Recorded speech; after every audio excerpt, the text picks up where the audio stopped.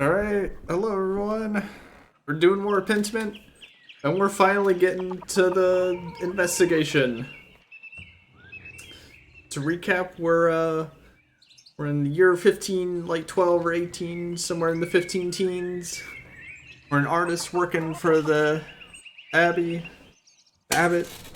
and we just working on a manuscript. Met a nobleman, baron, and he got murdered at the Abbey.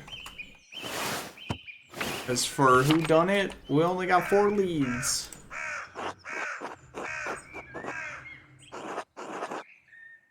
I can't pull it up now, I guess. Oh, I can press tab to immediately look at any underlined thing. That's helpful. Just learned that out. But yeah, one of the monks got the finger pointed at him for the murder, even though he's definitely super old and too nice, and there's no way he would do it. So we gotta go, Jesus, clear his name. But it seemed like the Baron was pretty hated by the general people, so it's hard to say. One person screamed at him as we walked by. He also sexually assaulted one of the nuns, so the nuns don't exactly like him for good reason. I'm pretty sure that one of the townsfolk also said that they disliked him for some reason or another, so yeah, he's got some enemies. So yeah, let's see if I can't pull up our to-do list. I do wonder if I'll have to move around parts of Europe. Alright. Let's see. People, nah. Glossary, no. Journal. Oh yeah, it rained earlier. See if the directors have placed a table for me. And the Baron's wife is coming in as well, so it's not like we can exactly keep it secret. Yeah, so Stonemason hates him. The Widow hates him. Hold hands. I'm probably a friend, right? Oh, also, he was kind of shit-talking the Abbey a little bit. So, it's also like, well, damn, maybe one of them did it. I wasn't the best dude. Oh, cool. Actually gives me a little marker for everywhere to search. Okay. Well, and we're off.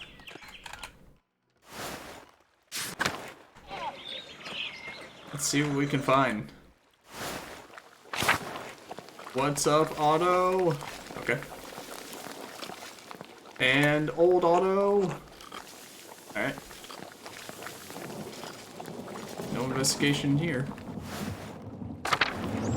So I guess I have to worry about time, technically. Or at least, like, how many events I can actually do. So I'm unsure if I should just go to the body, go look at the body now, or if I need to wait on that to do other things. So, you know, I don't want to miss any investigative directions. I want to investigate everything I can. Let's see, Lucky. You say you hated the Baron. Let's see, something you need. I can see you're busy, so I'll keep it brief. I'd hope to ask you a few questions about Baron Rothvogel. No. Damn. Why not? I don't want to. You are a grown man, that should be reason enough for you. I saw you shouting at the Baron when you arrived in Tassing. What was that about? Get it through your pebble-stuffed head. I'm not talking about Rothvogel. A man is dead, Lucky, and another's life hangs in the balance. Christ compels us to speak honestly, neighbor to neighbor. God damn it, Andreas, I told you to leave me be. Christ has nothing to do with it.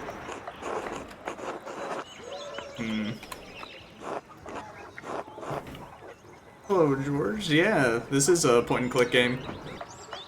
And a murder mystery. And in the Renaissance. And I'm not technically an investigator or anyone of the law. I'm an artist. So again, don't know why I'm doing the investigation, but here we are.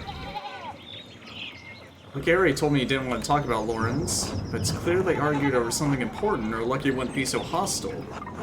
Lucky is known to be an honest man. Maybe I can push him just a little more. I don't suppose he'll take kindly to my suggesting he's a murderer. Oh my god, that jet's flying. That plane's flying real close. Let's see. We won't press him. Good day, Andreas. He's not being forthright with me, and he seems eager to get away. If I wait here, maybe he'll leave and I can observe his actions. Should I do it now? It'll probably take a while. I'll do it later. Okay. Stonemason didn't give a very good alibi about anything.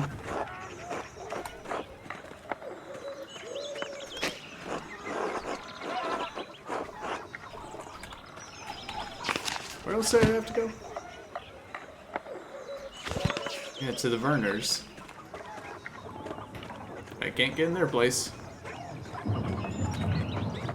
To the body then. Although that probably will also take time. Maybe I can speak to the widow and be like, hey, why'd he hate the man so much that he came out to yell at him? Hey Miller, you seen my son? Not today. Has something happened to Martin? Nothing a good box around the ears won't fix. Oh, he's Martin's dad? If you see him, well, you tell his mother. He's driving me crazy about it. Okay. What's got her worried? There ain't a thing in this world that doesn't worry my wife. Martin's no exception. Always running off, always comes home too. Okay. Doesn't stop her from getting hysterical about it. I'll let Cat know if I run into him. Good. Till later, Mailer. Alright. Martin, the young boy father who may have stolen stuff from the Baron as well. Well, if it isn't the Rotten Baron's new best friend. Afternoon, I'm glad to find you in such a good mood. Ha, city boy, think you're so clever. What do you want? You must be bothering me for something. We never really talked. I thought at time we'd get acquainted. No one wants to talk to a surly old widow out of the goodness of their heart.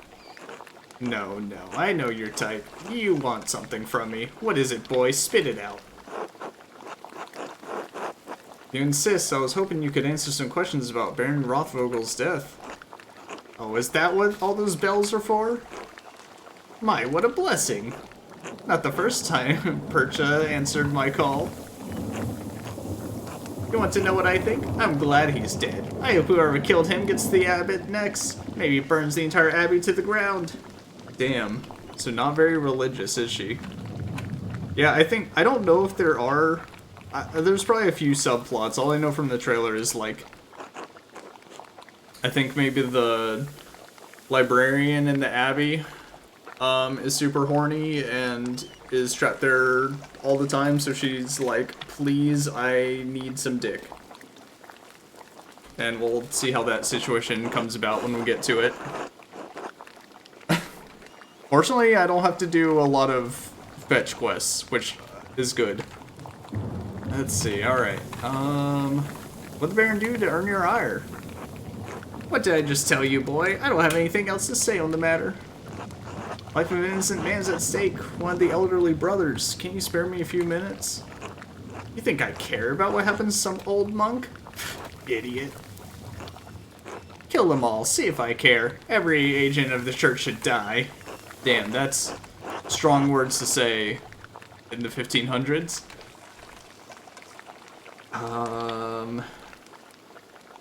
Let's see, where's this anger coming from? Is this something I can help with? No! Well, maybe.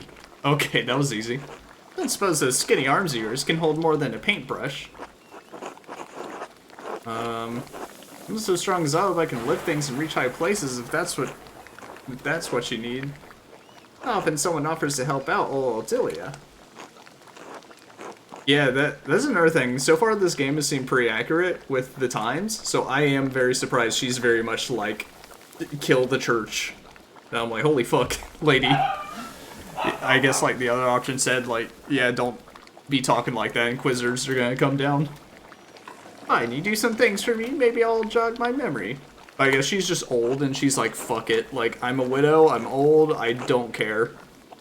Like, I'm ready to be taken from this mortal coil. But it's gonna take a while, lots of things been building up, things I'm too old to do. You got someplace to be? I do actually, but I'll be back later to help. Sure you will, that's what they always say. Don't let the door hit your ass on the way out. Huh, okay. Oh, great. So it seems like I'm gonna have to choose between every single lead. And I'm gonna have to decide if I want to... where I want to spend my time at to follow one lead. Well, I want to see the body, so... yeah, hopefully there's at least one lead I can go down without having to spend time there. And I mean, even investigating the body might take time.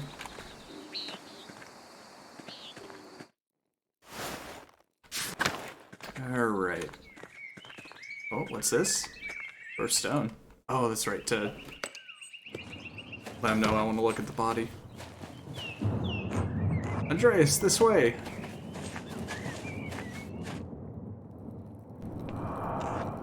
There you are, I'm glad the storm didn't delay you. Now, even though I gave instructions that I was not to be disturbed, we must work quickly. Seeing a corpse up close can be unsettling for some. I hope you're up to it.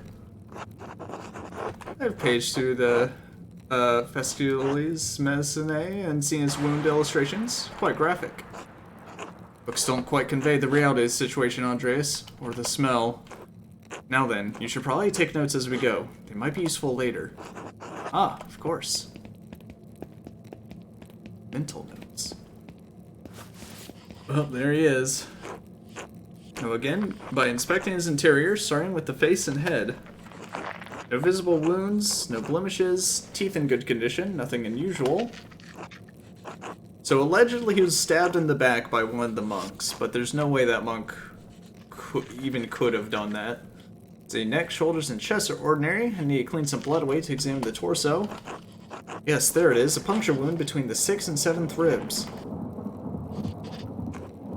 It's fairly shallow though, I estimate it penetrated only about an inch, and it likely came from his own hand. Inflicted on himself. He inflicted it on himself? How can you tell? From the angle and depth of the strike, it is as though he were holding it in his right hand as he fell on his side. You must know that I was not always a monk, I was a mercenary for 10 long years in Poland. Damn, okay. That explains the eye. My familiarity with wounds comes from my time on the battlefield. I am no true surgeon, but I am the closest Curacao has. If the wound was that shallow, it doesn't sound like it could have been fatal. It wasn't. It's likely incidental, received while falling on his own knife. So the knife didn't do him in then. He must have some other wound that issued forth all the blood we found him in. Unless... not his blood. Who do you think killed him? I don't know. I can't even speculate. All I can do is examine this body and hope that you can figure out the rest. Simply pointing out the implausibility of Brother Piero striking the fatal blow may not be enough to convince the Archdeacon. Brother Piero should never have picked up that knife. I'm sure the appearance of guilt never even crossed his mind. Now then, let's move on. Well, there was a sore on his sex, probably from the French disease. I doubt it had anything to do with his murder. Damn, I'm not familiar with it. It was first discovered 20 years ago by French soldiers visiting brothels in Naples. Anyway, it seems the Baron was not the most faithful husband. Not uncommon among the nobility. Not uncommon at all. Ah, syphilis, thank you. I was wondering. Yeah, I'll say nothing. Moving down. But yeah, not super surprising that he wasn't faithful, especially since he sexually assaulted one of the nuns last year. See, other than a few blisters on his feet, from what I assume are new shoes, there's nothing wrong with his legs. Andreas, can you help me turn him over? Grunt an affirmation stoically. Of course.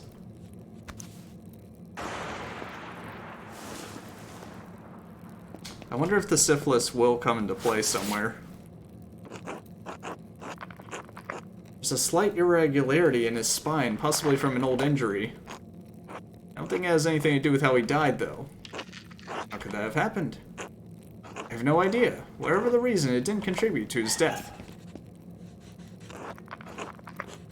Yeah, I don't know what Athelia's past is, though. I don't even know anything about her late husband. Here it is. A rather dramatic head wound. The dark hair and the blood makes it difficult to see, but it's quite bad. In my experience, I've never seen someone walk away from a head wound of this severity.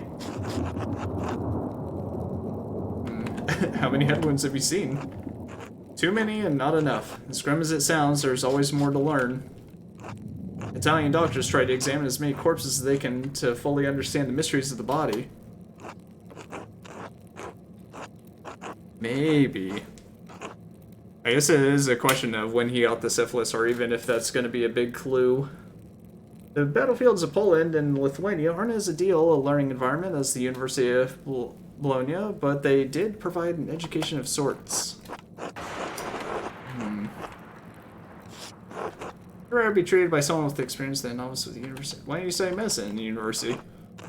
The family was too poor to even consider it. Mercenary work was my way off of the farm. The wound looks like it was caused by a single powerful blow from a blunt object, probably no more than 4 or 5 inches across. Okay. How can you tell? The skull is cracked in a single spot, and there's a clear impression in the skin around it. It would take extraordinary precision to hit the same spot twice unless the Baron were already dead. It's likely he didn't die immediately. Damn. How long could he have survived for? I've seen similar injuries in battle. The victims didn't last more than a few minutes, but it's an agonizing death. Even so, he couldn't have wandered far from where the blow was first struck. So he may not have been attacked in the chapter house? He was either attacked in the chapter house or someplace in the immediate area. Wouldn't we have seen blood leading up to that, though?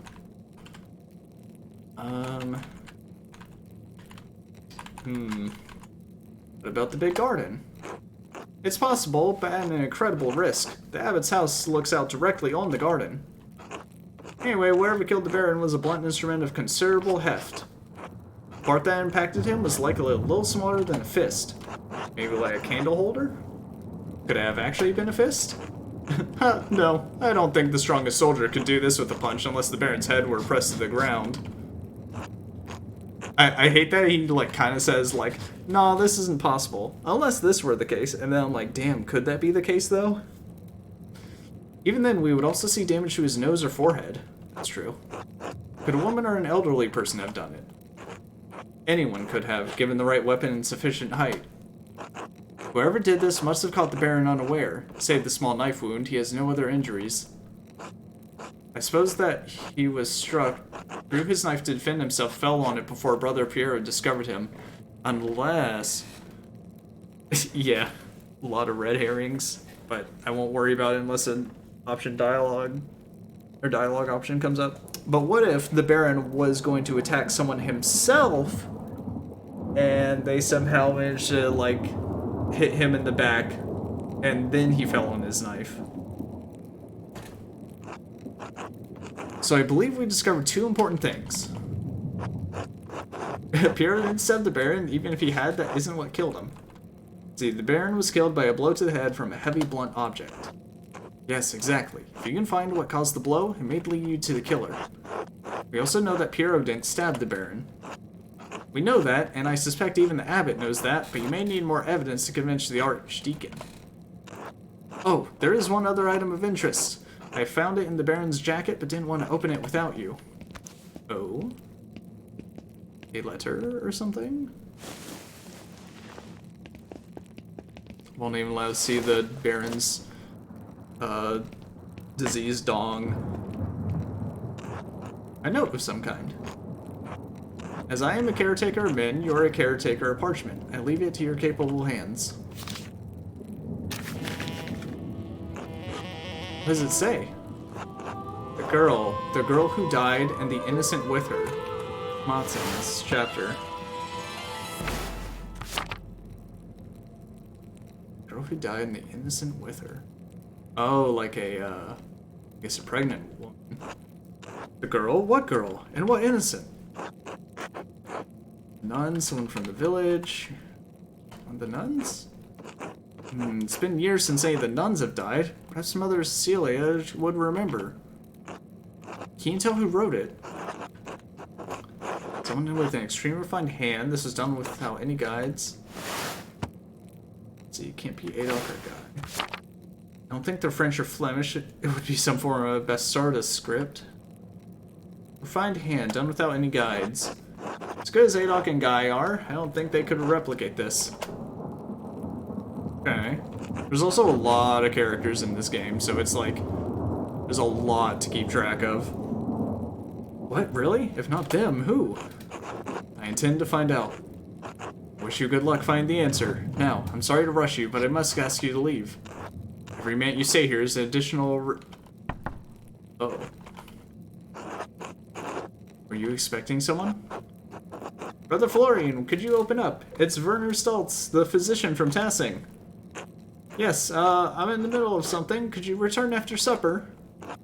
I'm afraid it can't wait. Father Gernot asked me to examine the Baron's body. Alright, just give me a moment. Andreas, I need you to hide yourself. Of course. Not an amazing hiding spot, I'm gonna be real with you, Andreas.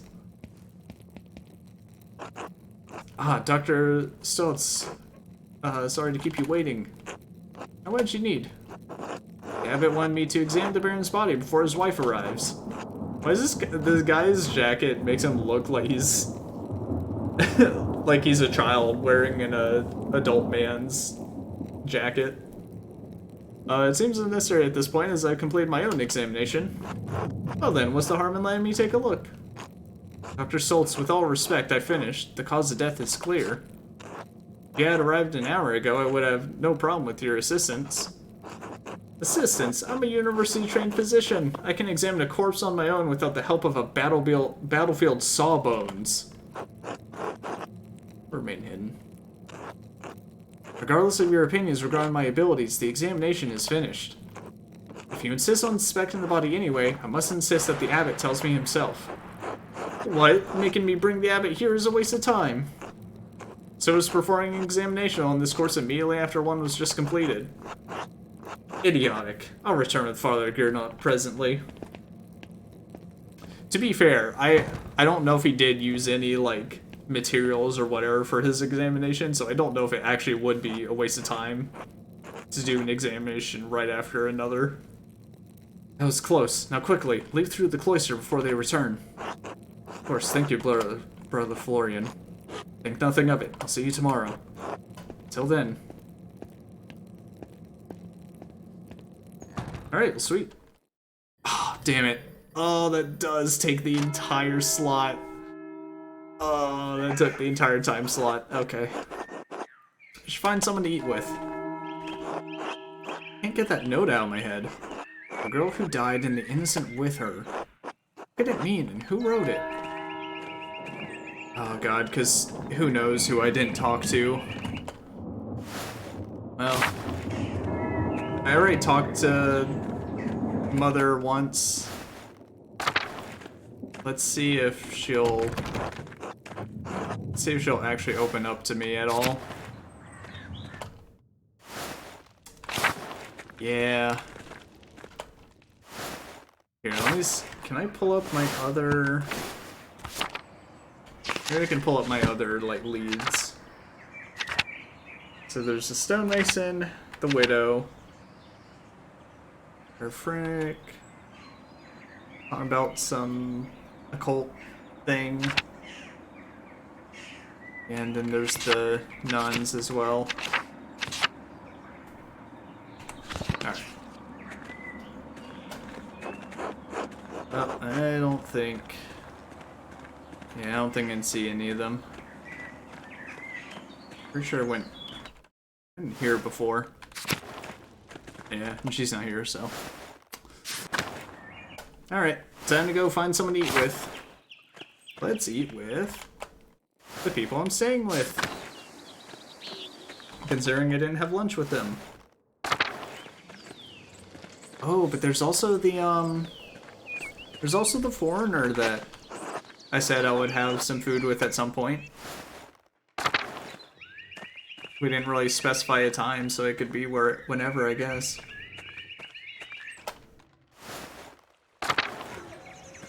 Let's see if I can eat with the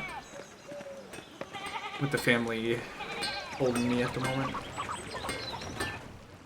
The Gertners.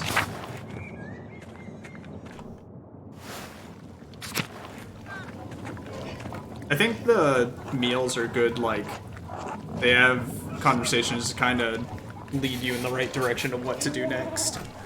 Hello, Andres. If you don't have supper plans, would you care to join us at home? I'd love to, Clara. Thank you. Wonderful.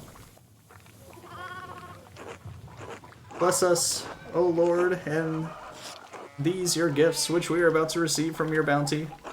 And we pray that you keep safe the soul of my dear Christine, gone these 6 years. Wait, Christine? She is missed at this table by her husband and children, but we take comfort that she will be with you in paradise. Through Christ our Lord, amen. Amen.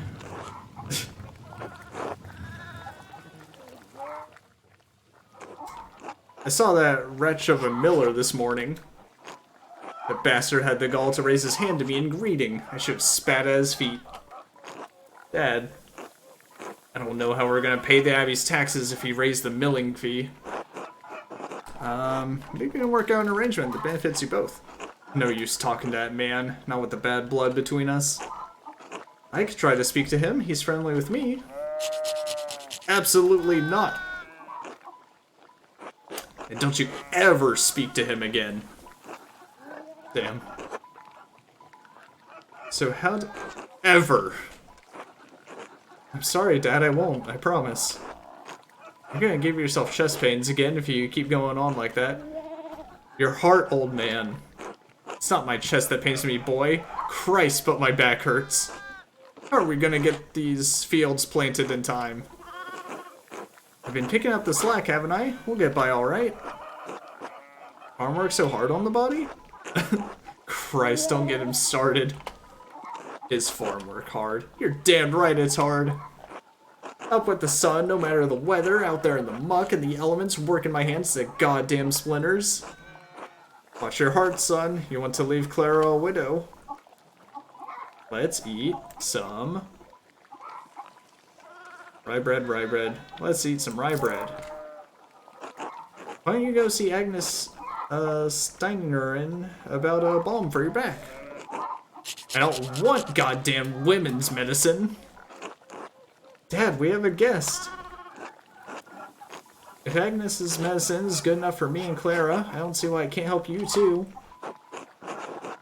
Agnes once gave me a tincture for an upset stomach that was quite helpful. If it's Agnes you got no problem with, Dad, or you got a problem with, Dad, why don't you see Dr. Stoltz instead? Stoltz is even worse, charge you as much as the Miller with all the kindness of the horseman of the plague. The pain will pass, I'll push through, just as I always have.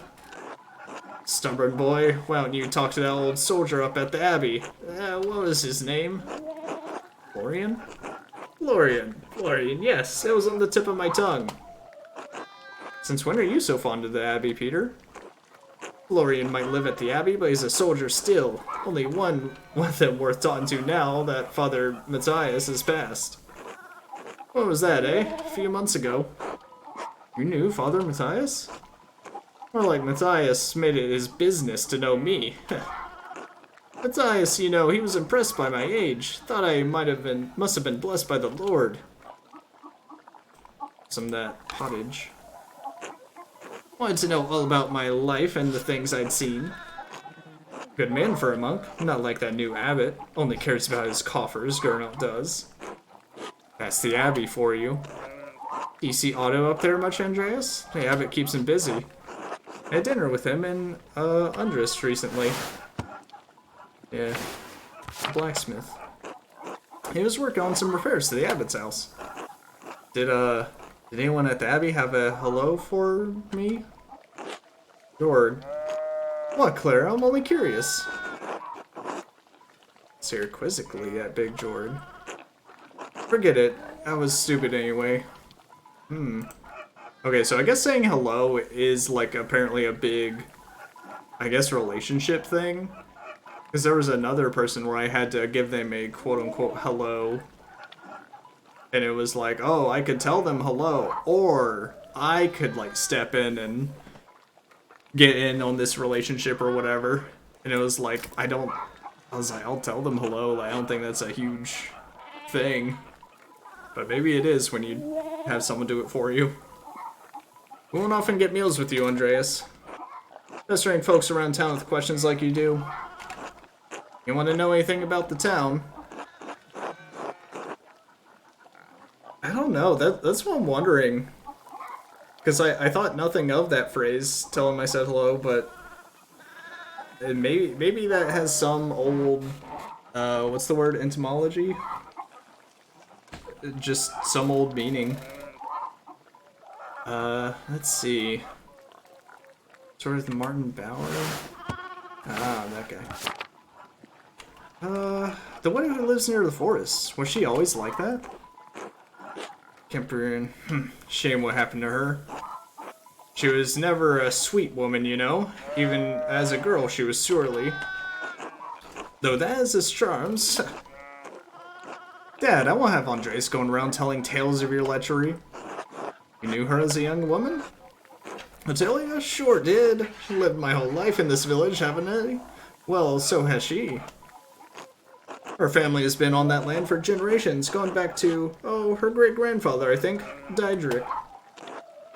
Her husband passed away not too long ago. What's his name? Ranig. He was unwell for a long time, wasn't he? Seemed to be worse every time I saw him. Had a run-in with that Rothvogel bastard, he did. An argument over land, or hunting, I don't know. Ranig was a good man, but he had a temper. No one could tell him no, not even a baron. Didn't matter. Rothvogel, he beat Ranig so badly he never walked right again. Probably what killed him in the end. Fucking nobles. Fucking nobles.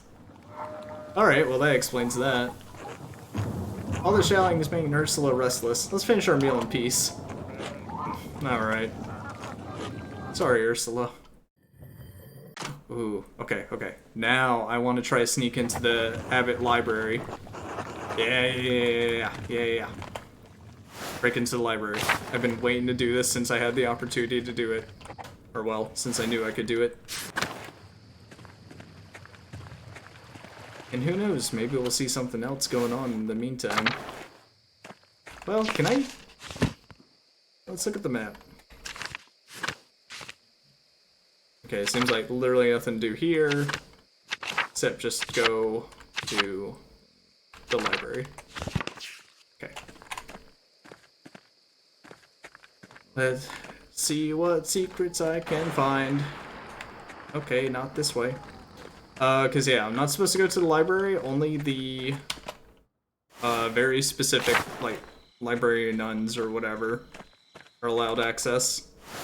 Which I also didn't know was a thing of, like, They keep the books locked away, and they just stay in the room, and you have to request.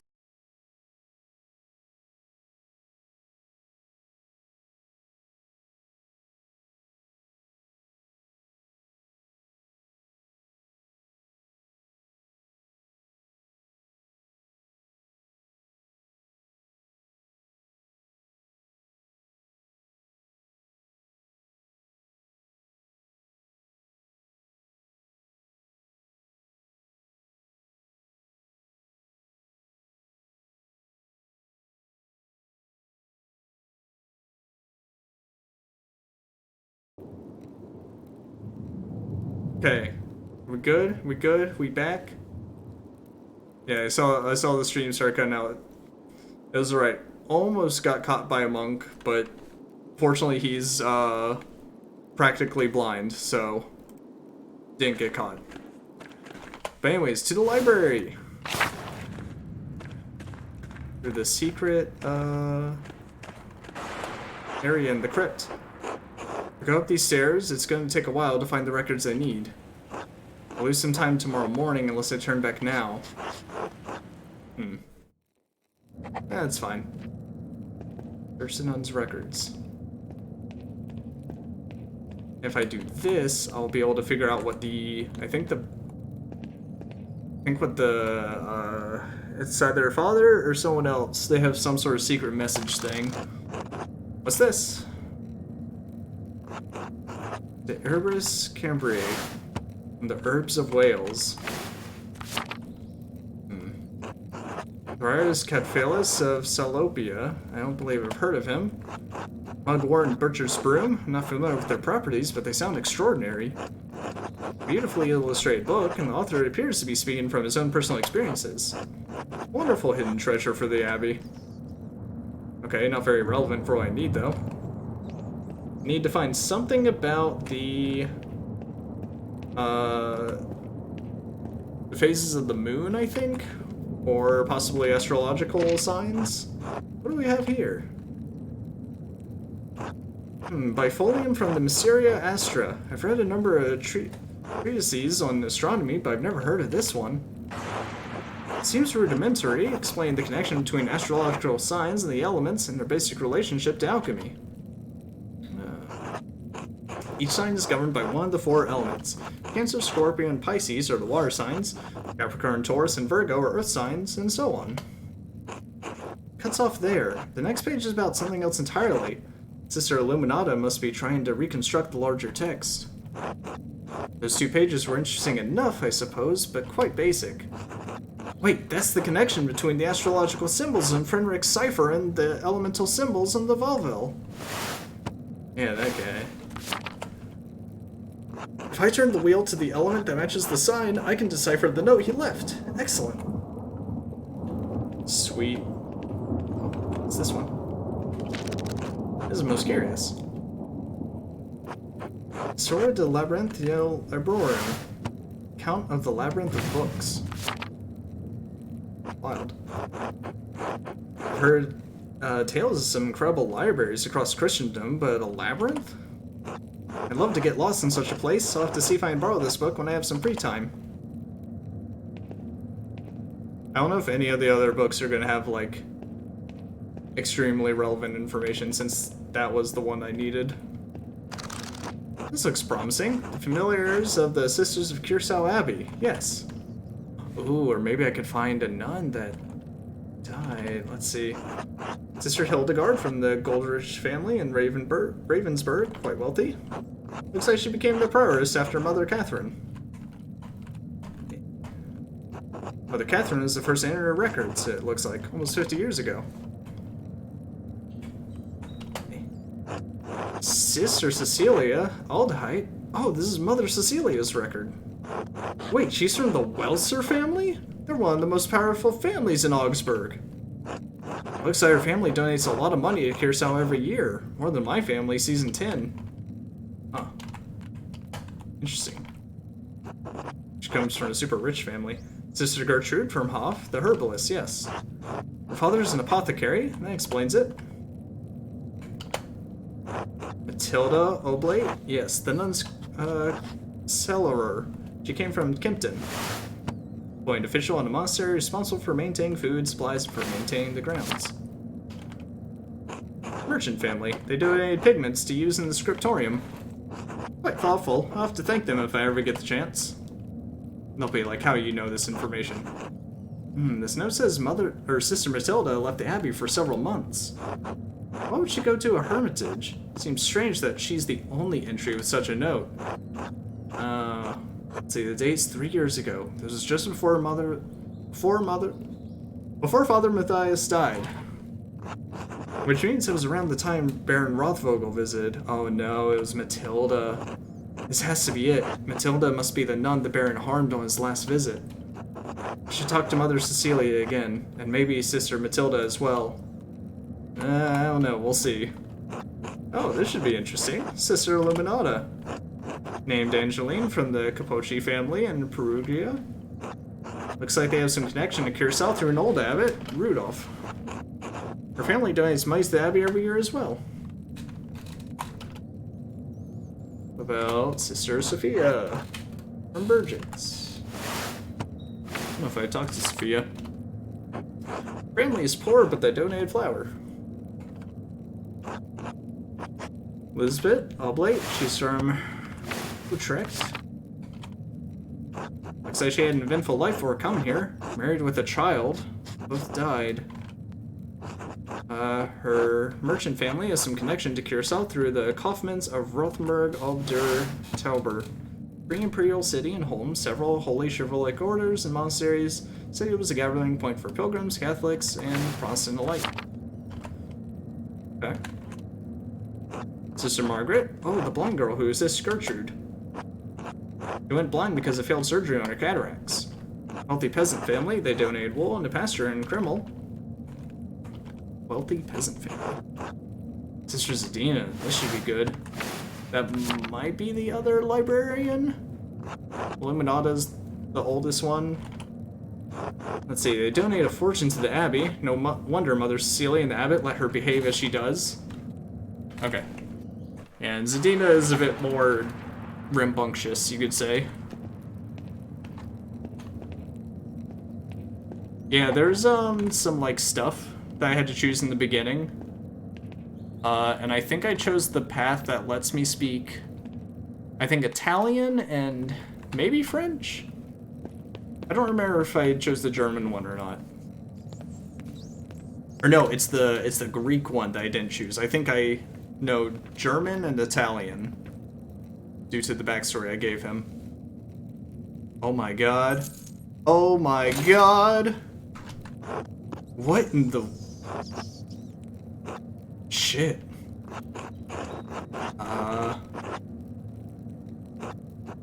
What am I gonna do now? Run for it, go, go, go! Oh yeah, so just in my, like, inner thoughts. I got the jester, the philosopher, the lady. Let's see, just wait for them to finish and leave. It can't take that long, can it? Speak with them openly, in good faith, that's meant a reason. Run for it, go, go, go! I feel like I don't... Let's see, do I want to wait? I want to fall asleep on this cold floor. I shouldn't just sit here and watch in any case. I mean, I don't want to really stay. Yeah, I'm definitely not going to be like, hey, hey, my fellow man, how's it going? I can't get out of here before the sisters arrive in the morning. It might be even worse. May not be awful if Zadina finds me first. Maybe we're friends? Sister Illuminata will certainly not be amused. They make things difficult in the future. I say they can't possibly catch me, but they'll just know that, like, someone was there. Let's go for it. Let's fucking book it.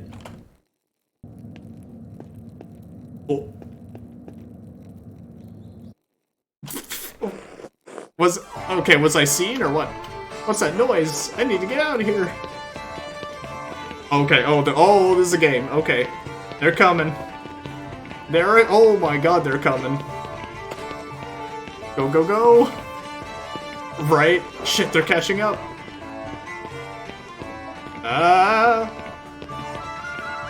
Go, go, go. Yeah, he went and then just stood there and looked at him. Oh, this isn't good. Too close, too close. Why am I running this way? Why am I not running out of the Abbey? Well, great. That's what I thought. Now they know someone caught them. I made it. Could they tell it was me? Christ, my leg. Oh, well, that's gonna be telling, if anything. Oh yeah, that's gonna be telling. Well, now they're gonna know it's me. Oh, he seems fine.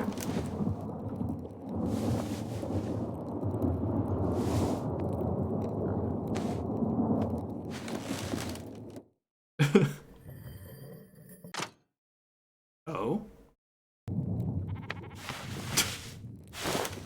Kid's poking me. And you're... Stare at this child. Good morning. Oh, it's not morning. It's the middle of the night, Ursula. What are you doing up here? Stuff. I see. Would you like me to tell you a story? Would that help you sleep? Have you heard the story of the cat in the cradle? Far up north in Flanders, where Lenhert's mill came from, there's a town by the sea. Yeah, we'll see how the leg is. I'm sure I'll have regular movement, but there will probably be at some point they'll be like, hey, your leg's kind of hurt. 100 years ago, there was a great flood there on the feast of St. Elizabeth, mother of John the Baptist. She became pregnant in old age after it was foretold by the Archangel Gabriel. You know how mad your dad gets when the water comes through your farm? Well, it was like that, but much worse. If your dad saw St. Elizabeth's flood, he'd probably lose all his hair on the spot. I don't know if this child can understand a single word that I'm saying to her. The waters rose so high that everyone had to leave the town. Many families lost their homes. When the floodwaters went down, the townsfolk went to look for survivors. Would you believe that they saw a baby's cradle floating in the water? Ursula's gonna fall asleep right there and then fall down the stairs. I know, it strains credulity, but it's about to get even stranger. There's a cat on the cradle. It was jumping back and forth to keep the waves from getting in. The townsfolk couldn't believe it, so they slowly rowed their way out to the cradle. And when they looked inside, what did they see but a tiny baby, warm and Goof. Anyway, that's why they named the town Kinderjik. Makes more sense if you know Dutch. Okay. Good story, good talk. Wow, oh my god, lose the entire morning. Damn. Okay, well, should find someone to eat with.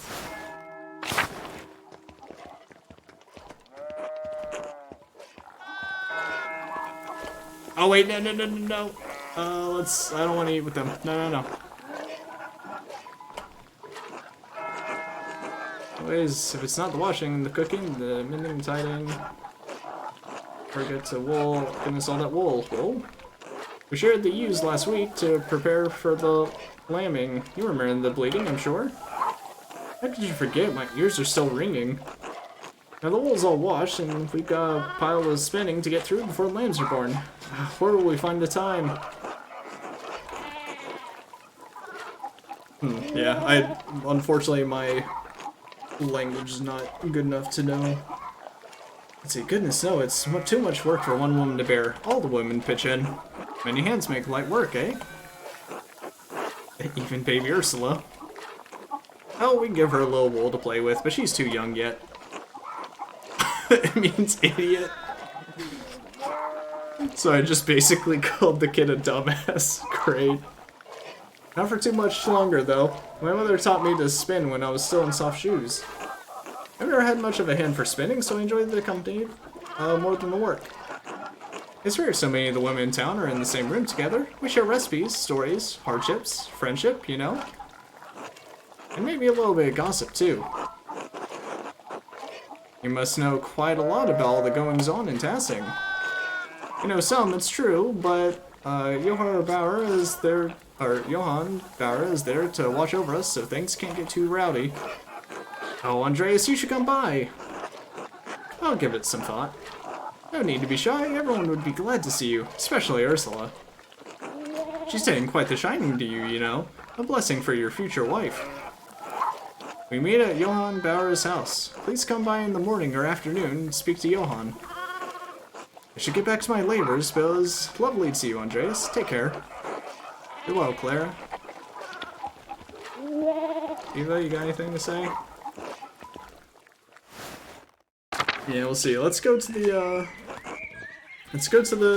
Abbey and see what's going on. Yeah, Andreas, you say hello to the girls today? Eva and Claire? No, I mean the chickens. Peter, James, and John. They like it when you stroke their back or give them a good scratch under the breast. Named your chickens after the apostles. Isn't that blasphemy? Guess when you put it plain like that. What do you hear about the apostles every Sunday in Mass? They witness Jesus' greatest moments of glory and his darkest trials. And I was thinking, that's how it is with the girls and me. They see everything I deal with around here. Word of advice, don't mention that to anyone else, especially the father. You have much in common with Christ. Yeah, maybe don't mention it. It's fine, I get it. I'll just call them the girls from now on. I don't recall your family eating eggs. What do you do with all of them? Oh, we sell them to the Bowers. Clara says we need the extra money for taxes. Anyway, I should get back to it. Till later, Andreas. Right. Hello, Peter. Yeah, let's see if we can't get back to the Abbey and then maybe see how the monks are all doing. Or see if I can't get another lead. Andreas, you got dinner plans? Why don't you come join us at our table? Everyone wants to eat with the artist. Maybe another time, Johann.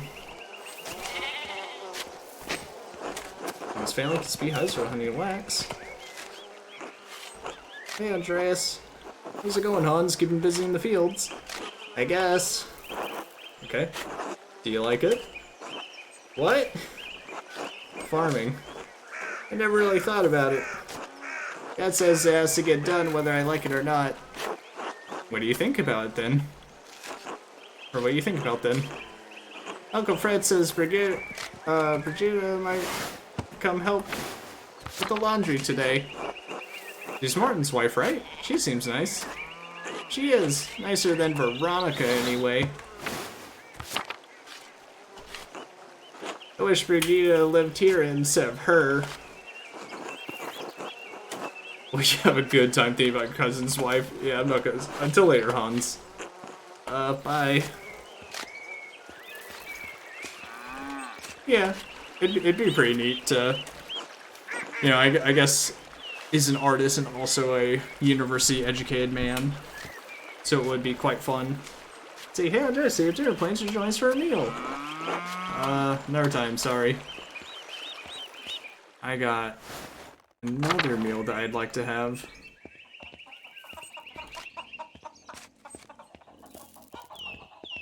Hey, France, Mailer, you should come to dinner at my table.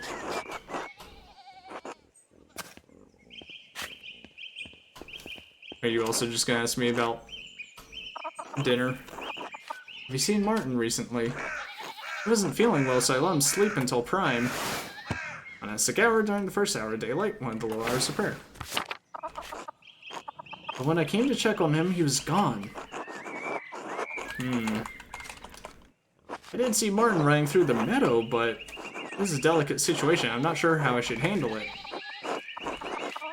I didn't get a chance to speak with him. I don't know what he's up to. The boy's clearly troubled. The people in town do not think well of him. Get a chance to speak with him. Could be entirely innocent, but if I tell Kat that I saw him fleeing the Abbey, she might think I think her son killed Lorenz. That could cause her undue stress, and I don't want to get embroiled in their problems. Probably wasn't even Martin who did it.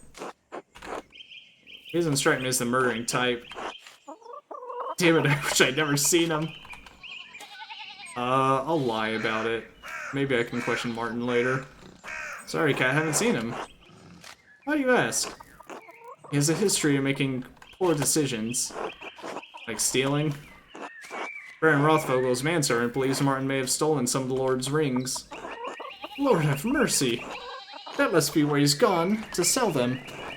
Oh, Martin, how could you? Do you know where he's likely to have gone? The last time he ran off, it was to Innsbruck.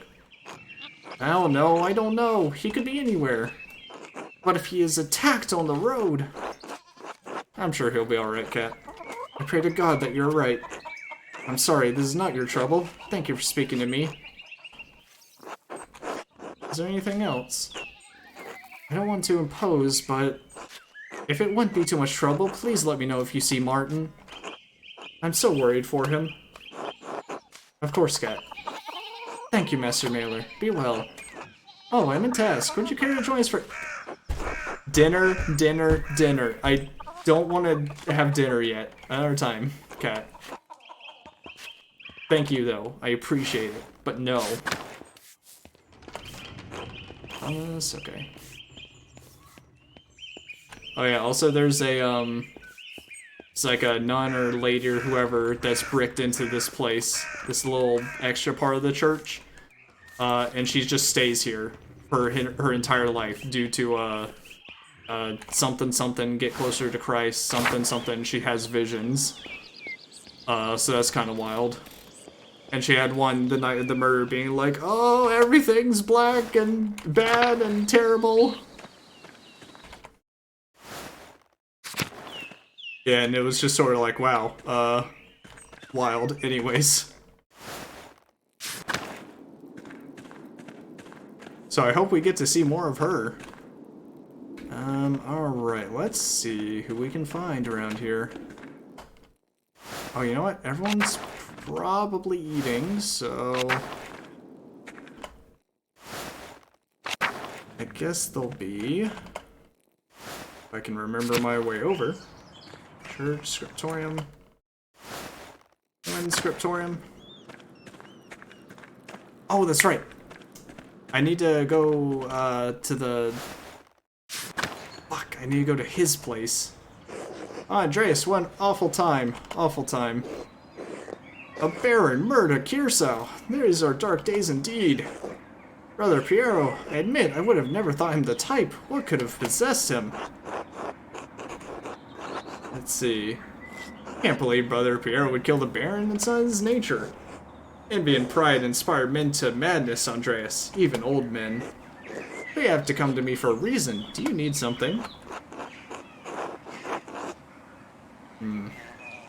Interesting letter from you addressed to the late Baron Rothvogel. You rushed into the scriptorium and hit something strange at your desk. Pardon? And why were you sneaking about the scriptorium? I wasn't sneaking, I dropped a bottle of paint on the ground and picked it up. I get more work done while you and the rest of brothers are at church. Let us seek a common understanding, Master Mailer, as two brothers in Christ. Please, let's. I'd love to understand things. The scriptorium is my domain, and you are a guest here. And so long as that is true, I do not answer to you, but the abbot only. Is that clear? I suppose. Praise be. Will that be all for me, then? I have a few more questions, if you don't mind. Be quick about it. Came across an interesting letter from you addressed to the late Baron Rothvogel. What? Where did you get that? Earns this manservant necklace, and scrupulous person might use it for DV sins. Don't leave this type of thing lying around. Because this doesn't look good. It's not as it looks. He meant to coerce me into performing a ritual to help him with a condition. Ah, the syphilis. Probably. But I refused, as the letter makes abundantly clear. The Baron's threat remained, and you know how fickle inquisitors can be about what books people chose to read. Have you performed rituals with them? I'm given to understand you shared a love of occult books. Ooh, God, this is the hard questioning now. And there are a few, like, choices that matter, but they don't tell you which choices matter until after the fact, which is kind of a pain in the ass. Let's see. How about have you perform rituals with him? It is only a scholarly interest. I am the prior of the Cursal Scriptorium, one of the few of its kinds left in Christendom. Modest though the abbey may be, our library contains works on subjects rarely found beyond its walls, certainly not all in the same place. For men of certain academic interests, it is perhaps the only place we may meet and discuss them. Yet he threatened to expose you to church inquisitors. The Baron's interest is more than academic. When he wished to make it practical, I refused. There is nothing more to it. I see. Now, is that all? I have duties I really should attend to. I'll leave you in peace. Be well, Briar Fernick. Be well, Master Mailer. Also, let me see something, because I don't remember. Who was the... There's Brother Matthew. And then who was the other person that he was with? So I don't remember which one.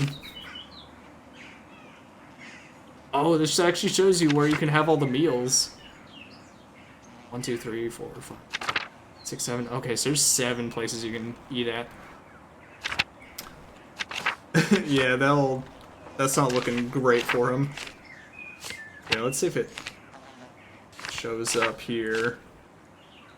Sping B, Sister Matilda, Baron and the Nun.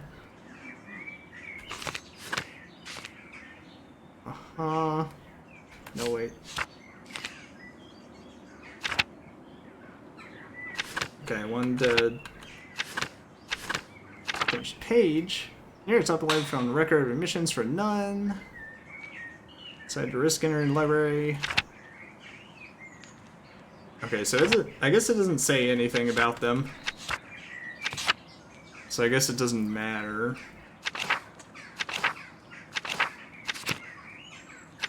Yeah, okay. I guess seeing those two at the time does not matter. Oh, let's see if I can go... Wow, I can actually just go into Prior's house. Okay, cool. Anyways, gonna investigate your note. Now that I know the connection between the astrological symbols in the cipher and the elemental symbols on the Volvel, Frenrick's note should be easy to decipher. Okay, so what am I... Wheel, cursor... Okay, let's see.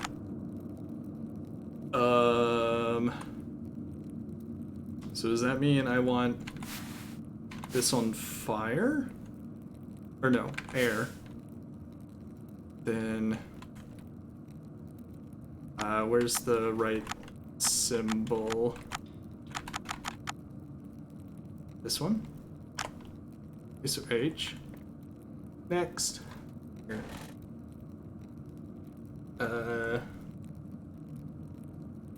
Earth. Okay. Oh, no. Back. That. Hi. Yep, hi. Okay. So back to fire. Okay, so it'll go through the order, like, of them, I see. I just have to get it on the right turn. Okay. So next is water. Oh, wrong button. Oops, nope. I fucked up. This one is fire. Here. This one is air. This one, earth. Here, earth as well. This one, water. Gerhard, as in the late brother Gerhard? Yes, yes, it can't be a coincidence. Gerhard. Or hi. Oh, it's just literally hi Gerhard. Brother Gerhard died sometime last year. How does this connect to him?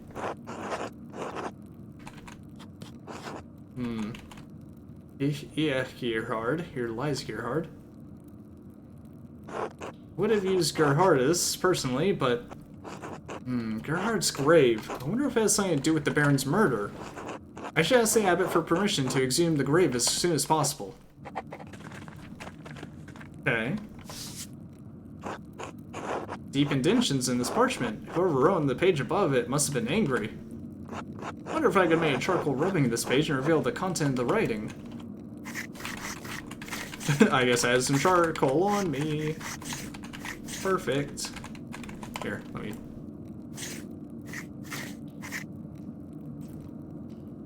Let's see.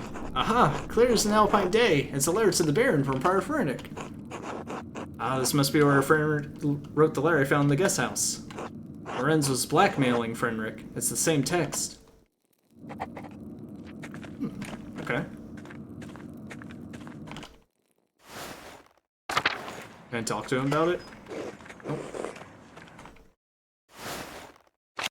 Can I go by the grave and just mess with it on my own?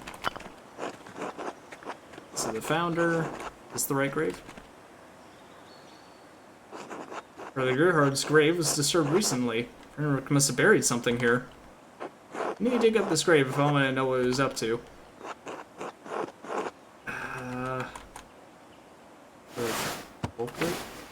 I should get Father Gernot's permission first. Although I doubt he's going to give me permission. I don't know if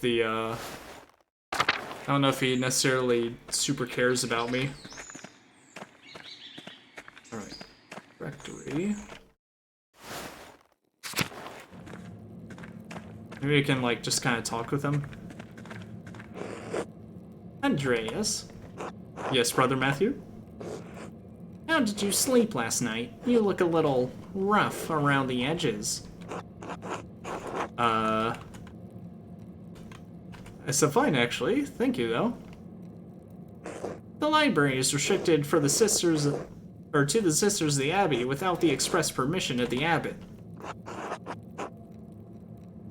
Of course. God bless you, Andreas. Until later. Ooh, he knew. Okay, so it's Rudiger, I guess. The guy. Good day, Andreas. Do you need something? Father Abbot said I should help you if you need it, so here I am. Or needed it.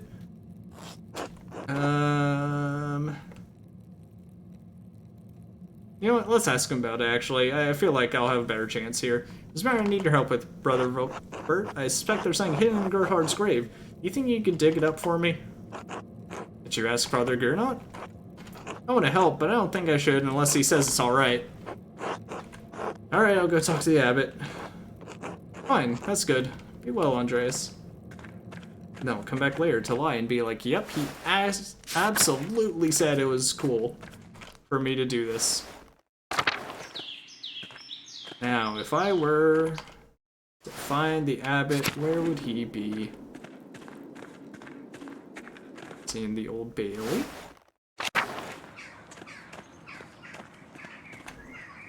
Nope. Pretty much went all over here. I wonder if there's a find this person button or anything. Doubt he's near the animal pens.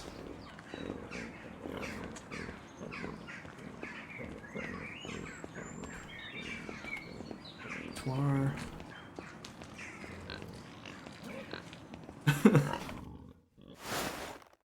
Listen, I also skipped out on sleep, and now I'm skipping on meals too. I'm not gonna make it to the end of this game. Oh, here we go, here we go.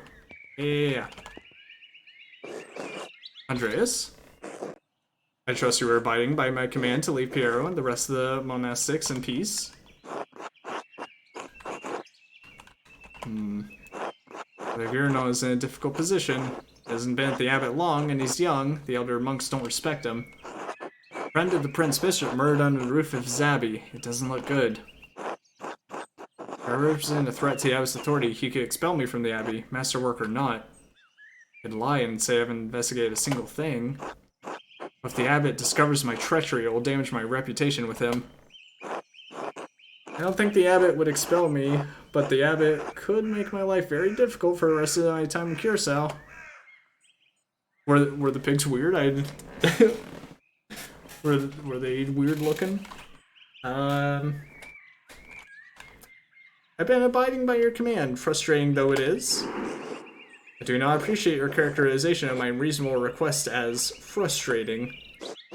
Nevertheless, I must admit, I have not heard any complaints about your behavior, for which I am grateful. I know you and Brother Piero are close. You must trust that if Piero is innocent of the Baron's death, God will reveal as much to the Archdeacon. There's much at stake here, or more at stake here than you understand, Andreas. Given that I'm not the Lord of the perfect understanding of things, of course that's the case, there may be a case, but I can't in good conscience. What is at stake here exactly? Abby cannot legally be held at fault for Baron Rothvogel's death. It doesn't matter if the Abbey is at fault, a nobleman died on its premises. There are few extant double monasteries with working scriptoriums any longer. They are costly to operate and the church does not approve of them. Baron Rothvogel is a friend of the Prince Bishop, and if the Prince Bishop were so inclined, he could order the Abbey closed and the community disbanded. A community of which you are not a member, and so whose precarity you can't understand. I thought you were a clever man, Andreas. Your ignorance disappoints me. I'm ignorant of a lot of things. For example, the idea who really... Let's see.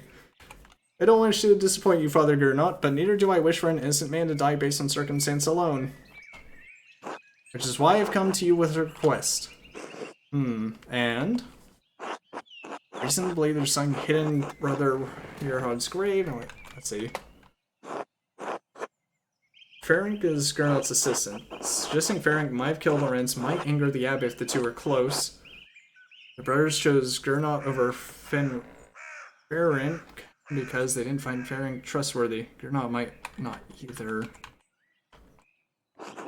They keep Ferenc's name out of it entirely, but then my reasoning would sound rather vague. Reason to believe prior Fenric hints on your brother Gerhard's grave, I'd like to dig it up. What does that have to do with the death of Baron Rothvogel? I'm not certain. I'm not certain of the connection yet, but I have a hunch. You take me for a fool. I will not let you exhume Brother Gerhard's body on a hunch. What does it matter? He's nothing more than bones now. I'm sure he won't mind. So, wait, do I fail if I don't have full-on, like, every single choice I get the right option? Because that shit sucks. It was a brother of this Abbey, and she'd be left in peace. Just as I would like to be. Leave now, do not pester me about this again. Damn it. Alright, well, let's go lie and say, yep, we definitely got permission. Fuck you, Father Gernot. Eat my shit. Let's see. I want to help, but I don't want to get trouble, you know? Oh, don't worry, you won't get in trouble, Volkbert. I will. Do I? Nah, fuck it. Yep, definitely got permission. Oh, that's good then. I don't like talking to the abbot. He makes me nervous. Me too. He's always on edge, and that puts me on edge. I always feel like I'm in trouble when he talks to me, even when I'm not sure what I did wrong. Digging up the body will take a few hours, I think. Do you want to start now? Not quite yet. I'll come back when I'm ready. Whenever you need me, Andreas. Well, let's go talk to the nuns. Or at least Mother Cecilia. See if she doesn't have anything more to say.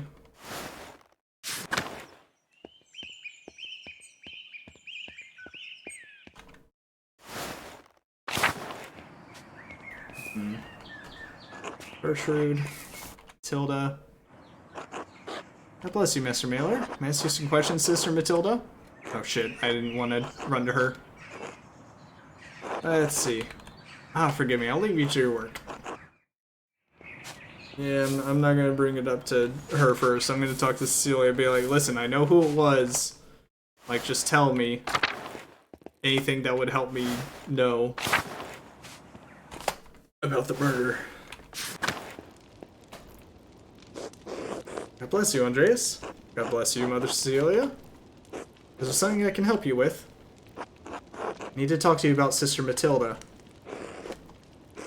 I warned you not to go to the library. I should have known you wouldn't listen. What happened to Sister Matilda was tragic. What did happen to Sister Matilda? The records only said that she left the Abbey for some time. Damn, Andreas, get it through your head. I admit the details from our written records for several reasons, none of them noble. Lorenz, the Baron, tried to seduce Sister Matilda. She rebuked him several times. So one morning he attacked her in the meadow on her way to town. He dragged her into the woods. Sister Matilda is a strong woman, but her resistance was met with violence. When pilgrims to the shrine found her, she had been beaten so badly she could barely move. I'm assuming the Baron didn't suffer any consequences for this attack. No, I knew he wouldn't. I also knew that bringing the attack to the attention of Father Matthias would put him in an impossible position. The Baron would suffer no consequence, but the abbot would have refused his continued patronage. I concealed the assailant's identity from Father Abbot and had Sister Matilda taken to a hermitage near Mittenwald. A small municipality known for its transalpine routes between Augsburg, Innsbruck, and Milan. Massive amounts of coin trade pass through Mittenwald each year. She stayed there under the care of sisters until she recovered and could return.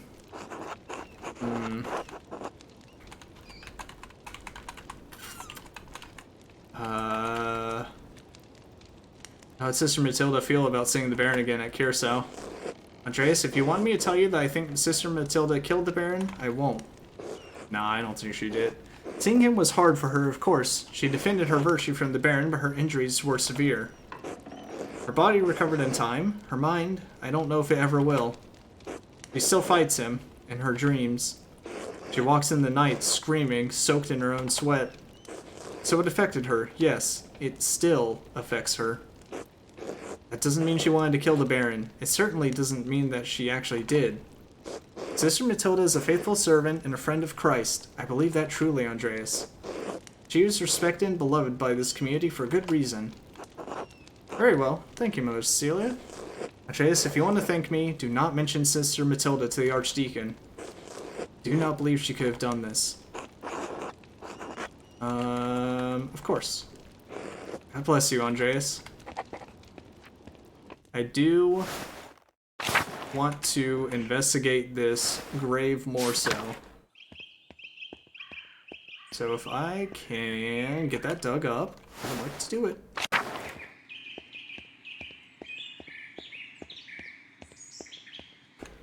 Someday, Sabat. Someday we'll have our dinner. For now, I got things to do. Hello again, Andreas. Are you ready to dig up Brother Gerhard's grave? Not quite yet. Why not? What do you mean, come back later? What do I gotta do? Let's see. Is there any, like, do I need to have dinner first? Is that it? Okay. Let's try having dinner, I guess. And hopefully it doesn't cut me out of digging up the grave. Andreas, I'm sorry about what has happened to your brother Piero. I do not know him well, but I find it hard to believe he could have killed the Baron. Do you have any idea who might have done it? Did you see anything? Sadly, no. Most mornings I spend my time reading in the courtyard, but the rain made that impossible. And although the brothers are friendly, I do not know them well enough to speculate. I am sorry. I know it might be far from your mind, but have you considered my offer to eat with you and the townspeople? The Gospel says that man cannot live on bread alone, but from time to time a little bread is required.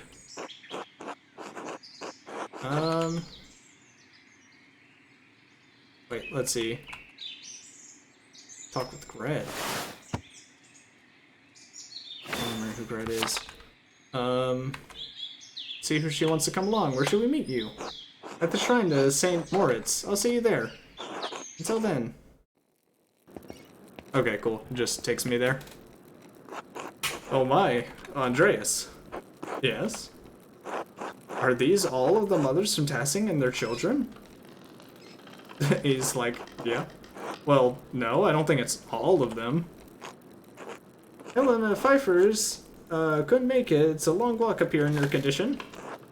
And Hetty said Hans was too big for stories. Stories? I may have said something about your books. I like stories. Yes, maybe a little too much. Huh, alright, I can tell a story. But first, let us pray together and eat. Oh Lord, thank you for bringing us together as you brought Jesus to his disciples on the road to Emmaus. With the breaking of bread between us, let us recognize each other as Christians and rejoice in our salvation through you. Amen. Gonna be a lot of grace, a lot of prayers going through these streams. And I thank you and your husband for this bread, Gret. My Ulrich always says the bread brings people together. I don't know. Let's see. I missed this when I was in Flanders. Time to eat some... Oh, that's it? Just the cheese and bread? Of the bread first. They don't have bread in Flanders? Ah. There's Flanders. North, down by the sea. It's where the Mueller's windmill comes from. It's true. They have wheat fields, or whole fields of them, where the land is flat.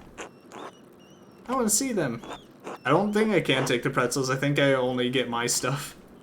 Father Garno eats a white bread, does he not? Yes, the finest sweet is used for the habit's bread. Why? Damn it, everyone ate the cheese first. I'm a fucking idiot. I'm a fool. Again, I don't know if that has any, like, actual impact, but I feel very silly when everyone else eats the object that I don't eat. We have a bread in my home that we call injera. We make it thin, round, and wide, and we put our food on top of it. We eat it with almost every meal, as you love the bread of your home, so I miss mine. While I was thinking about it, I was like, maybe it's not about the cheese before the bread, but more so the cheese is like my last thing to eat now, after I just ate bread. But I don't think there's actually any, like, anything that goes into play with it, so I think it's okay. Oh, what's the recipe? Maybe we can make it. Thank you, but no. We use a fine grain that does not grow here, called teff. I hope you find our local bread satisfying, Brother Sabat.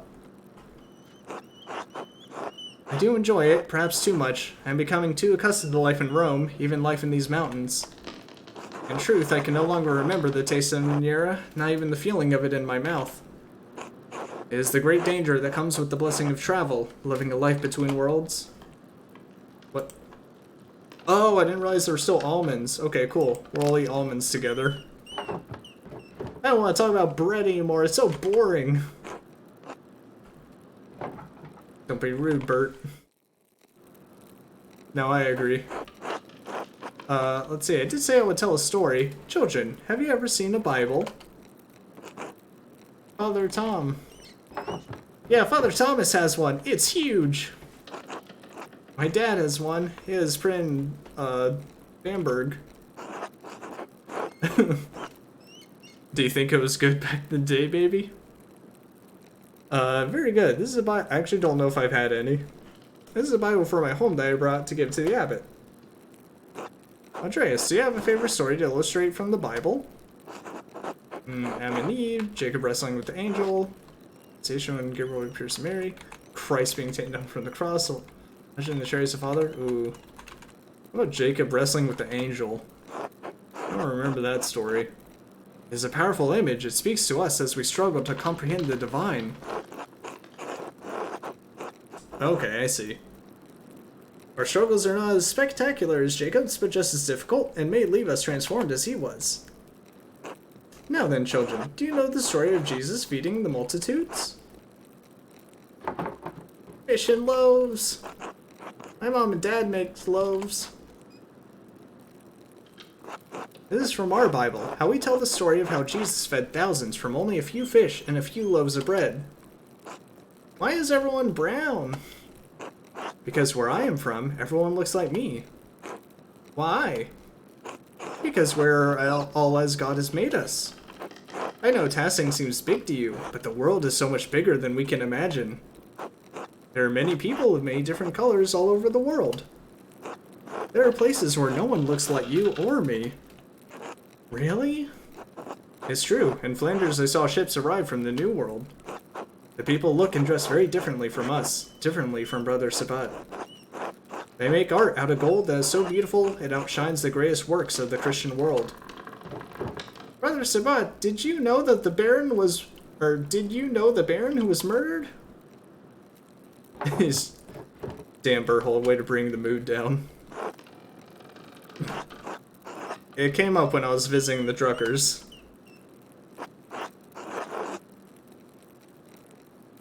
Sorry, Murray. There's nothing to apologize for. We can't shield them from the world forever. I did not know him, Bert, but did you know the story of Lazarus? No. He was a friend of Jesus. He became sick and he died. Die! Heck. But Jesus brought his followers to Lazarus' tomb. He prayed to God, and when they opened the tomb, Lazarus emerged, returned from the dead. Jesus can bring people back from the dead? He can, Bert. One day Jesus will bring us all back from the dead. Everyone who has ever lived and died will come together and be resurrected on Judgment Day.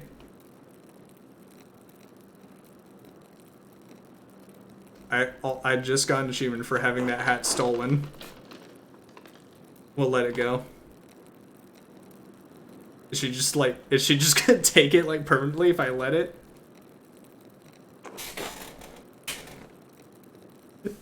Yeah, Berthold seems to not be very entertained by these stories. He's like, hey, did you hear about the murder? Let's see, even the Romans?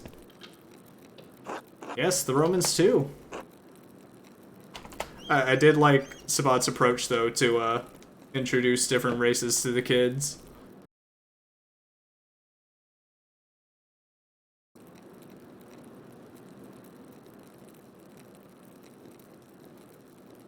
Okay, hopefully that doesn't happen for a third time / actually cut out the stream altogether at some point.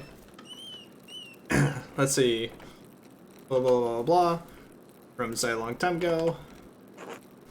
But I saw one come out the other night. They were in white like Lazarus. Oh my god, the ghosts. Let's stop telling stories, Paul, and you shouldn't have been outside at night. Andreas, what does he mean? Oh, she actually just keeps my hat. I kinda like that. I don't know, it's troubling to be sure. I think I may have seen something similar the other evening. What? Really? Where? This is probably gonna give the kids like a bunch of stuff to focus on, but the same place by the Roman ruins. Maybe Paul did see a spirit of some kind. It's a very dire omen if that is what he saw. I will pray on this. Apologies for that, ladies, but thank you for sharing a meal with me today. I will be leaving for Rome soon, but I am glad to have spent some time with you and your children. Thank you, Brother Sabat. It was wonderful. Don't forget to stop by the bakery before you go. I'm sure my husband will want to see you before you go. I will. God grant you health. Yeah, this is gonna be just like Pathologic 2, where the main character actually has to focus more on the new generation rather than trying to fix all the bullshit of the current generation. Just make sure all the kids stay alive through the disease. Alright, let's see if we can't get in the grave. Ooh, grave, please. Oh, God, if Sabat gets murdered, I'll be sad. Hello again, Andreas. Are you ready to dig up Brother Gerhard's grave? Hold on, actually, give me a second. Do I need to do anything? Cemetery. Oh.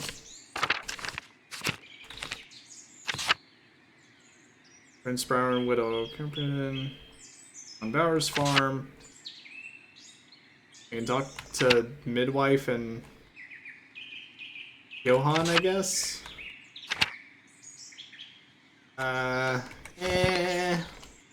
Whatever. Let's dig up that grave, brother. Come, what? Let's start digging. Alright, I'll get the shovel. Am I just gonna be sitting here as he does this? How long have you been doing this, Brother Volkbert? Well, just since you asked me to, and we came here. No, I mean, how long have you been digging graves here at the Abbey? Oh, less than a year. A man from the village used to dig the graves. After Father Matthias died, Father Gernot said one of the brothers should do it. Did you bury Father Matthias? No, I watched old Otto Zimmerman do it. Father Matthias was the last man he buried here.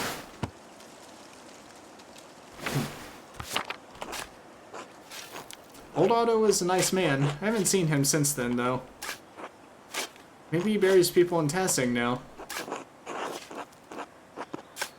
He had a stroke and doesn't work anymore. His son Otto is the town carpenter now. Oh, well, he is still a good man. I should get back to digging. Friar Fenric says that idle hands are the devil's tools. Can't wait for the father to come down and see us doing this. Show me the weapon, baby. This is gonna take me a while. Have you read all the gravestones? There are some really old ones. Alright, guess we'll spend some time reading gravestones. Did you know Brother Jacob from Cologne? Large, powerful, free imperial city on the River Rhine is a major hub for commerce between Italy and the Netherlands. It's also a popular site for pilgrims, as its cathedral contains relics of the three wise men, represented as crowns on their arms. No, he died before I came here. Brother Wojslav said he was the funniest man he ever knew. Brother Piero and Brother Adok agreed. A funny monk? As if it's surprising. They said he could make his voice sound like any of the other brothers, even Father Matthias. And they had a face like clay. He could turn into all sorts of funny shapes. Some of the brothers laugh at me, but I don't think I'm funny. Not like Brother Jacob was. Who laughs at you? Brother Guy, and Sister Zdena. Maybe some of the others. Sometimes they tell jokes, and I don't understand what's funny. When I ask, I don't know if they're laughing at the joke or laughing at me. I'm surprised Father Gernot allows that. Oh, Father Gernot doesn't know. At least I don't think he does. But it's alright. Brother Wojslav doesn't let them hurt me. He's always the nicest to me.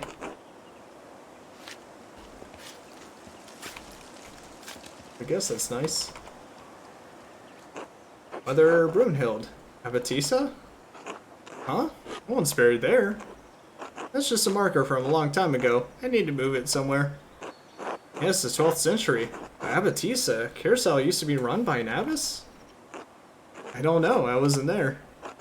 Father Gernot must know. I don't want to get in trouble. On my honor as an artist, Volkbert, all will be well. Good. I trust you. Boy, I can't wait to kill Volkbert's trust in me when we get caught. You're a good friend, Andreas.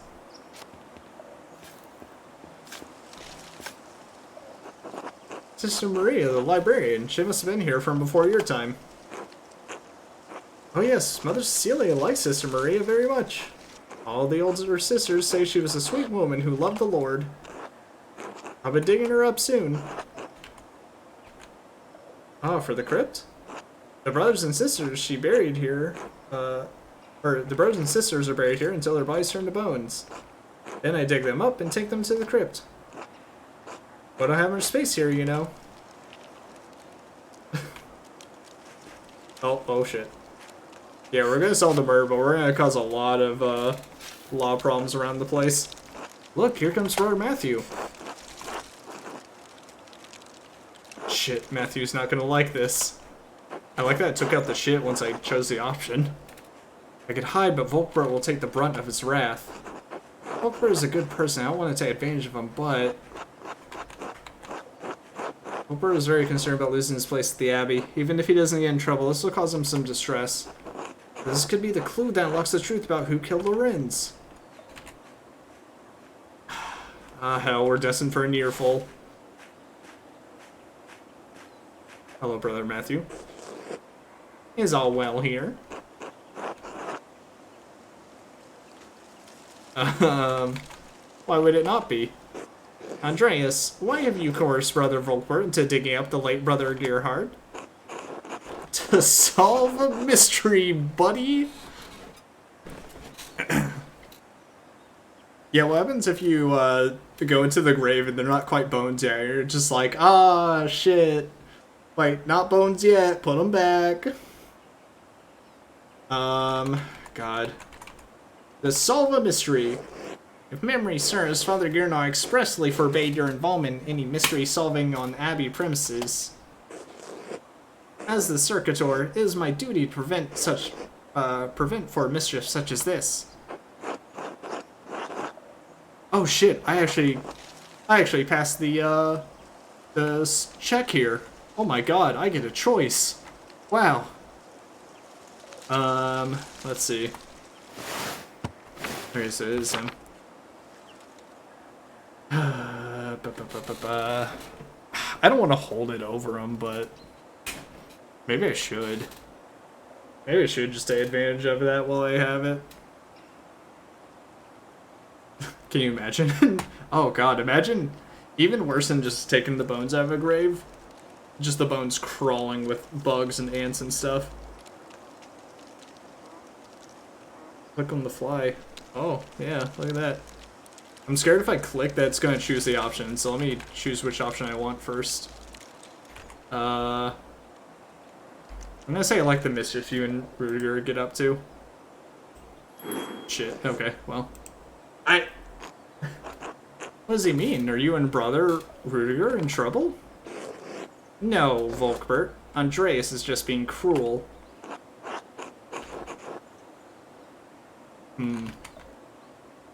Well, Brother Matthew, may we continue our work? Finish quickly and clean up when you were done. And Volkbert, you should stay away from Andreas. He is not a good person. Damn, feel bad for that one. The fly is waiting for the bones to come out. Volkert's so uncomfortable and Andreas just looks back at me. He's like, go on, keep digging.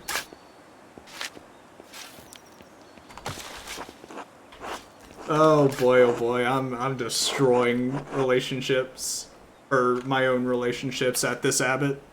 Abbey. Oh, Father Matthias is here. Yes, is something wrong? It says so in this wood. Aren't abbots usually buried with more marble? I think you're right. I think all the other abbots are in the crypt or under the church. But Father Gernot said we can't afford to build something special for Father Matthias. Does the Abbey really not have enough money to pay for a new tomb? Oh, I wouldn't know. I think Father Abbot takes care of all that. He and Prior Fenric talk about money a lot. I still don't understand why Father Matthias died. Oh no. We were eating dinner and he got sick. It happened so fast. Oh my god, he killed Father Matthias. I didn't know him that long, but I miss him. Andreas, I've reached Brother Gerhard, but... Yes, is something wrong with the body? No, I don't think so, but there's a sack down here too. What kind of... Let me see it. Oh boy, oh boy. That's a murder weapon if I've ever seen one, baby. A curious collection of items. Curious. Two were plated with precious metals and engraved, a silver chased rod and a golden plate. The rod has symbols of the zodiac on it. The plate has some script I don't recognize. And a knife. Seems ordinary enough, but together with the other two buried here. Why would someone bury those things here? Because they didn't want them to be found. Because they're forbidden. Wait, there's blood in some of the symbols on this rod. Dry to be certain, but not that old. Penric tried cleaning this, but wasn't able to remove it all. Could this be what was used to kill Lorenz? I think the mystery's coming together. Is this the devil's work, Andreas? No, it's just a man's. It could be very well that the devil himself is behind this, Volkbert. No! God help us! The devil called man. How dramatic. No, Brother Voltbert. There's no question a creature of flesh and blood did this. Okay, at least he, like... at least he clarified. Oh, who? I can't tell you, Volkbert. I'm sorry. Why not? What's going on? I don't understand. That's why I need to figure out, Brother Volkbert. Thank you for your help. Alright, work to bury this body now. I have no need for it.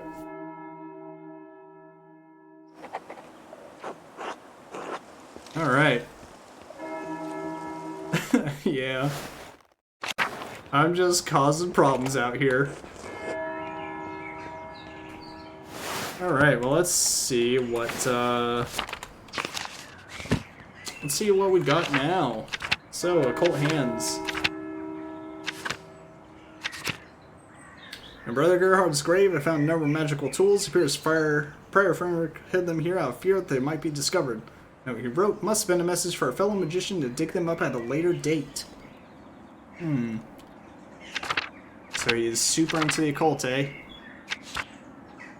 Mother Cecilia acknowledged that Sister Matilda was the nun who Lorenz Rothvogel hurt on his last visit. He tried to seduce her. When she rejected his advance, he beat her. Mother Cecilia had her taken to a hermitage to recover and to avoid a scandal. Need to decide what to do with this information. Yeah, I don't really think there's any reason to bring it back up to Matilda, though. Yes, Sister Matilda, where I stay at the hermitage, following Baron Rothvogel. Okay. It wants me to ask her, but I don't know if I should. Spinning bee. Oh, right, the spinning the wool. Although I don't know if that's just in place today. Okay, so Widow's Curse. Nope.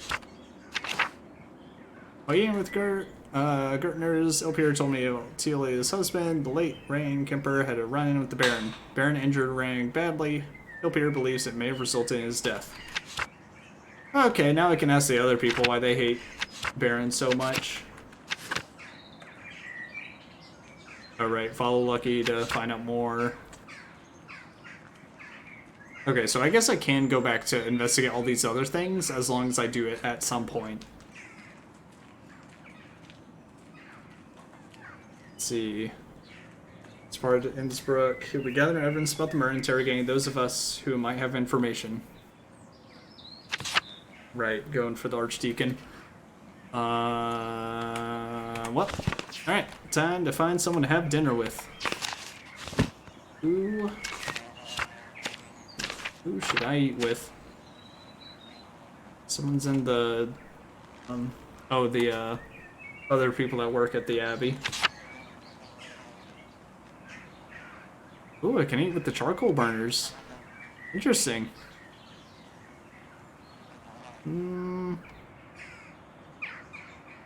Or maybe with the Widow? I'm gonna say either charcoal burners or the Widow. Oops. Anyway. I think I can get back this way.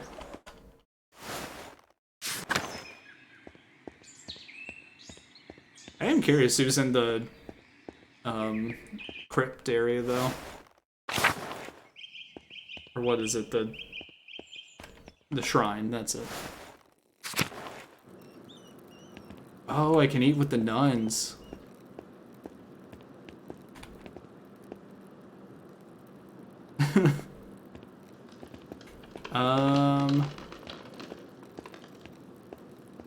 You know what? I think I might have dinner with the nuns if I am allowed to do so. Yeah, I don't know if the charcoal burners will know much, though, for this particular case. Master Mailer? Yes, it's me, sister. Do you think Brother Piero really murdered the Baron? No, of course not. Oh, then why did Father Abbot have him put in the cellar? Father Abbot is afraid of what will happen if we can't figure out who the killer really is. Do you think the devil could appear here at Kirsau? I think people see the devil where they want to see him. Yes, I suppose. Why? I didn't see the devil, but I think I smelled his odor. The night before the Baron was killed, I woke before Martin's, and I smelled something in our dormitory. It was strange. Moss and sulfur mixed with frankincense and roses. I moved through the room. I wanted to scream, but I was too frightened, and then it was gone. I'm ashamed that I didn't cry out, but I didn't know what to do. I don't know that I would have done any better sister than any other sisters. Smell it? I don't know, but I think they were all asleep. Thank you, Sister Margaret. God bless you, Master Mailer. Ooh, that's a good point. Yeah, weird smell to have on the night of this murder.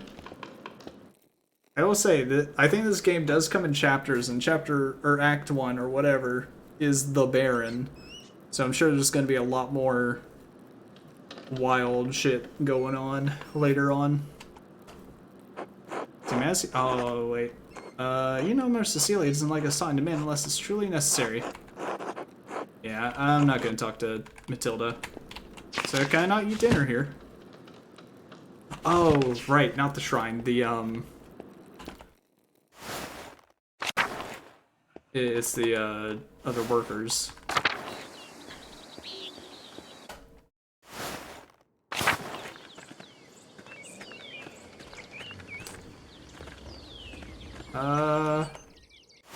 Only because I probably want to learn a little bit more about the widow.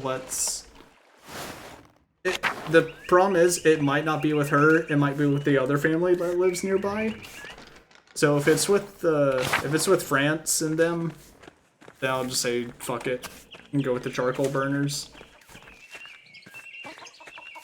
But if I can have dinner with the widow after not doing her chores. Okay, yep. We're gonna eat with the charcoal burners. See what they're all about.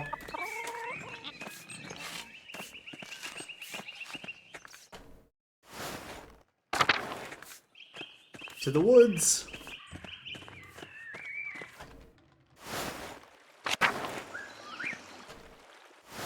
Yeah, maybe we can find a little bit, because I don't know if this was an option earlier when I was looking at the map, so... Smoky. You need something, Master Mailer? Oh, but thank you. Let me see if I can... Oh, shit. I wonder if it matters who I initiate the dinner with. Oh, okay. Smoky, let's eat, bud. Are you sure? Why wouldn't I be? Most decent folk don't like to associate with my kind. They like the charcoal, but they hate the burner. They're idiots. Let's eat. Well then, I suppose you're welcome. Yeah, hang out with the lower people. See what their opinions about everything are. This alright with you, Vaxlov? I suppose. Alright, good, good. Bless us, O Lord, and these your gifts which we are about to receive from your bounty. Through Christ our Lord, amen. Amen. Amen.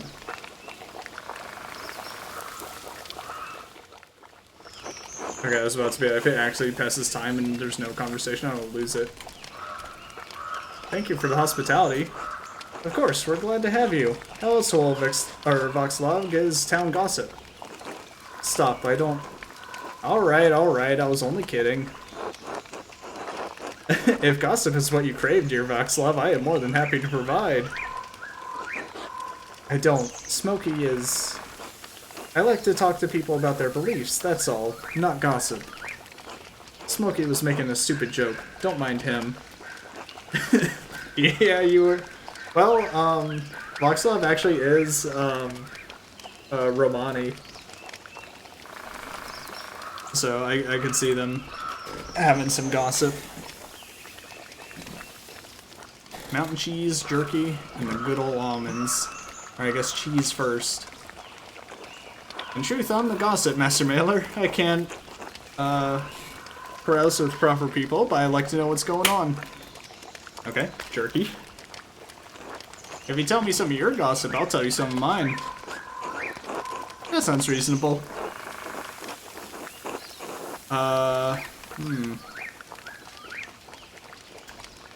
Ooh. I wonder if this actually matters. Yeah, like Smokey pushing it off onto Voxlove. Yeah, I heard that Big George, the gardener's boy, is up to mischief with one of the sisters at the Abbey. That doesn't surprise me. The good brothers and sisters may have the townsfolk fooled, but not old Smokey. They get up to all sorts of things in these woods. Oh, great. Oh? Smokey. Oh, please, no one around here cares if I live or die. They sure don't care about what I say to people. Until they do. Fine, say what you want. You know that monk and nun who do the shopping in town? Brother Watchslave and Sister Matilda? Okay. Well, they do more than shop together. They meet in the woods sometimes, where no one can see. No one except old Smokey. I like the third person. And do the things adults do, you understand? Those two? Smokey. What? It's true! Smokey, is it true? Yeah, Smokey's getting in everyone's business. Good for them. If they're happy, what's the harm? See, that boy would be furious if he knew. I assume Mother Cecilia would be as well. Well then, don't tell them. It's not like any of those folks are gonna come down here and talk to me. Sister Gertrude talks to you. Oh? Interesting. Well, yes, but other than her. Heard anything else lately? The Prior of Curacao has a special interest in magic.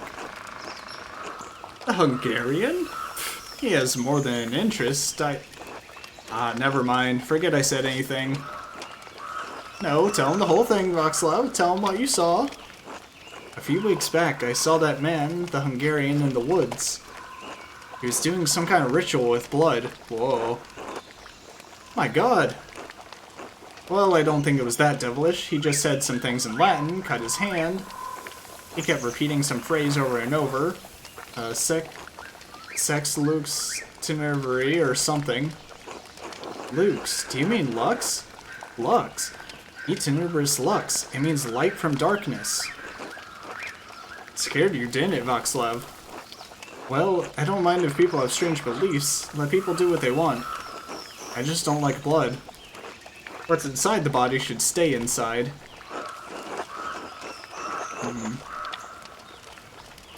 Light from darkness. Yeah, I mean, it does.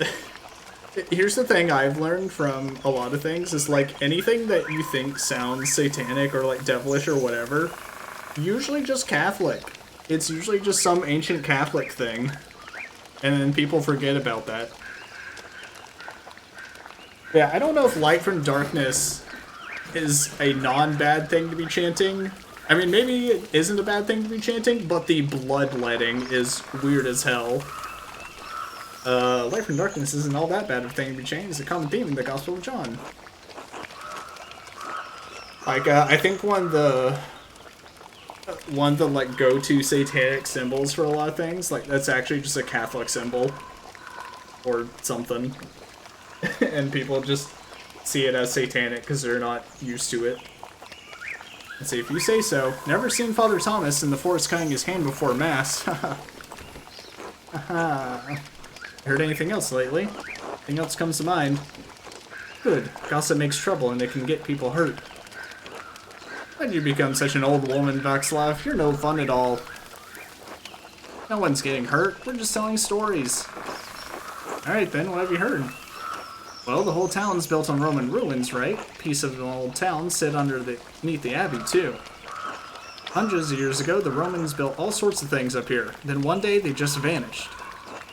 We built on their old bones. You still have to be careful where you step in this forest. You're liable to fall into an old ruin. Or get scared halfway to the grave by a ghost. It's true, Smokey saw a ghost. Oh, I love ghost stories. As do I, but this is no story. It was late in the evening, the moon was high, painting the leaves all soft and silver. I heard a rustling in the meadow, like wind through the grass, like whispers. I looked up. This is my favorite part.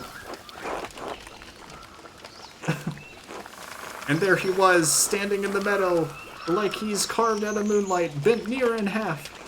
He looks at me, and it's like I've been speared straight through to my soul. Just these two eyes like dark pools boring right into me.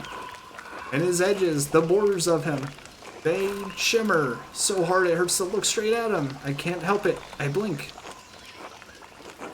Like God himself closed my eyes. This chill wind blows through me, the very breath of winter. And when I look back, he's gone. I love that story. A good story, well told. Thank you. I appreciate the kind words. I think others have seen what I've seen. Must be a lot of godless Romans under this dirt. Anyway, these ruins are haunted. Hey, Smokey, I have to get back to sharpening knives for the Albans. Alright, alright. Enough talking. Good to see you, Master Mailer. Drop by again sometime. Thank you for having me, Smokey. Until next time. Ah, so yeah, looks like charcoal burners, great place for some gossip. I should probably also, I haven't been exploring as heavily, I feel like. I should probably do that more. Because like before when I randomly came across, I came down here, just kind of looking at the area, and then I came across the children at the old mine. And they mentioned something about something... They mentioned something about treasure at the bottom, something shiny. So I am curious about what that could be. And if that could, you know, take part in stuff later.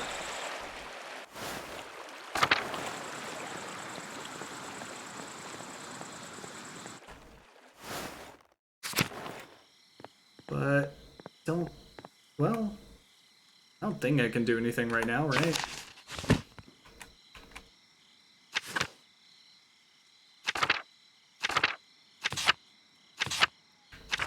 Yeah, maybe. I don't know how far the mine goes. Alright, guess we're just heading to the Gertners. What a good day of investigation.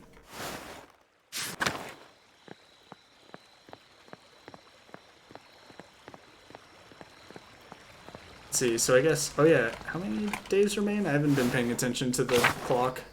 Oh, hello? Watchslav. Andreas, Christ, there you are. Are you alright? You look terrible. It's the Archdeacon. He's come early, with an entire, retinue in tow. He's questioning everyone who knew the Baron and Brother Piero. I've already told him the little I know.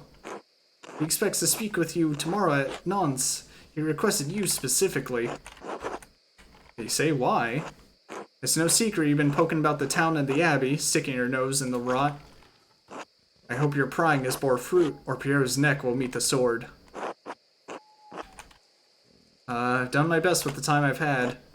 Only I had a couple more days. Whatever happens, Piero knows you've been working hard on his behalf, and he's grateful for it. Only, Andreas. What is it? It's just, you know as well as I do, the Baron was not a good man. I'm not saying he deserved what he got, just... You think hard about what you tell the Archdeacon, and who you tell him about. You understand?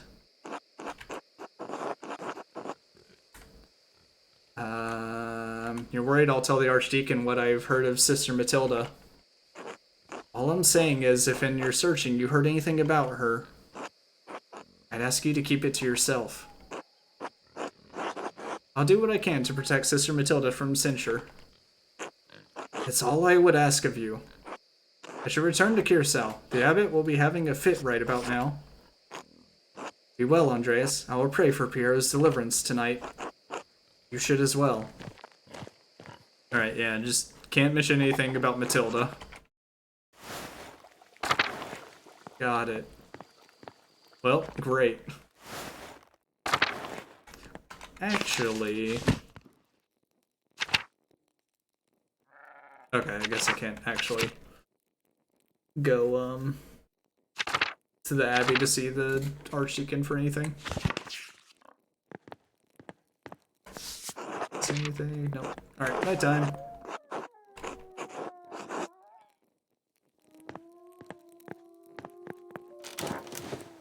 At least I still have my silly little nightcap.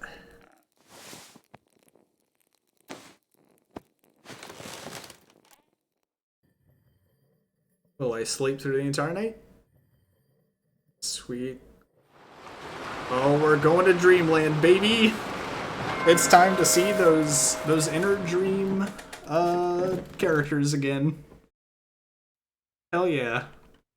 Oh. Interesting.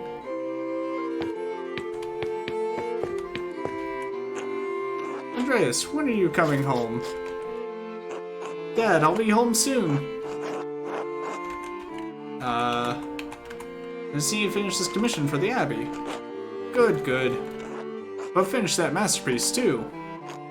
It's time for you to get on with your career. Yes, of course. You're not gonna quit this like you quit university, are you? No, of course not. Good. If it weren't for the work I did for the rector, you never would have had the opportunity. Quit the university? I thought you'd graduate with a master's.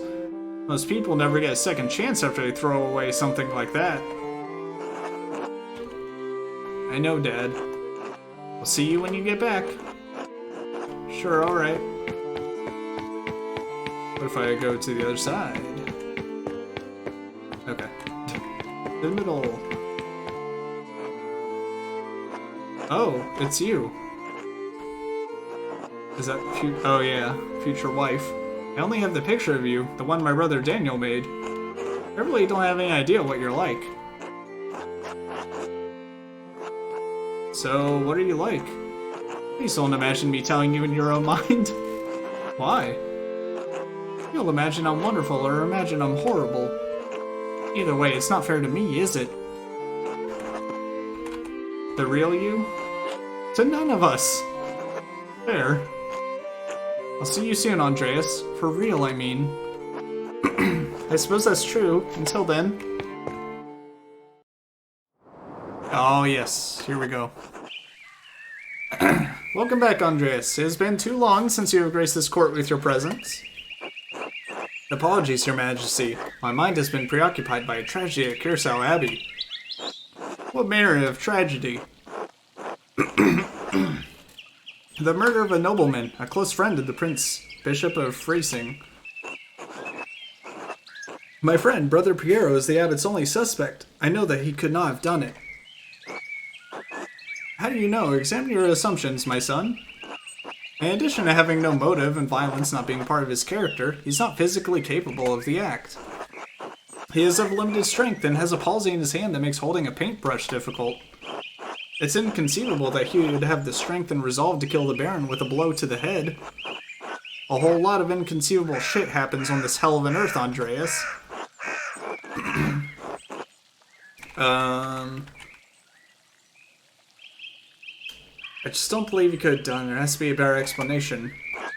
So what do you intend to do about it? When I'm brought before the Archdeacon, I'll tell him what I know about other people who had motives to kill the Baron. I have to believe he'll see there are much more likely suspects than Piero. Why have you taken this task upon yourself? Let's see, I have to save Brother Piero's life. He has no one else to help him. Your love for and devotion to him speak well of your character. A man who is humble before his elders honors also his gods. Of course you say that, old man. He is right, though. If Andreas doesn't help him, no one will. Exactly. I understand why the brothers and sisters cannot act against the abbot, but I must do something. Why does that shiverbrains abbot care about the death of a useless fart like Lorenz Rothvogel anyway?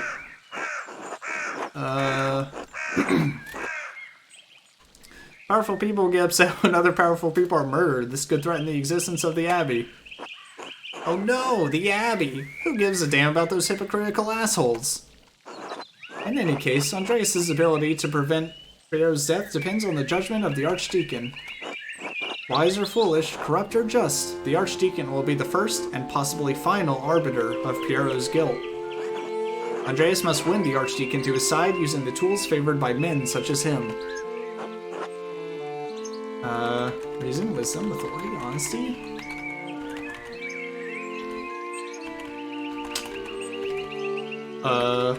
Authority?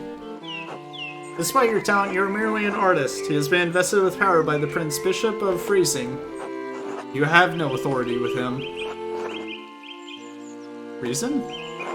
When's the last time you had a man who was truly ruled by reason? Wisdom? Wisdom cannot be shared, but the audience may not, or it can be shared, but the audience may not comprehend it. Honesty? You must be honest in all things, Andreas, but many are not willing to accept the truth. And the cost of honesty can be high. If reason, wisdom, authority, and honesty cannot triumph, what am I left with? Hope. Lies. Truth. Above all, faith and providence. Well, what do you plan to tell the Archdeacon, Andreas? There were other people in Curacao and Tassing who had motives to kill the Baron. The widow Kemperin despised Lorenz for maiming her late husband. Maimed how? The Baron beat him savagely following an argument about trespassing on the Kemper's farm. His injuries were so severe that they never truly healed and he needed a cane to walk. He died less than a year ago. Ottilia is certain it's because of the wounds he received that day.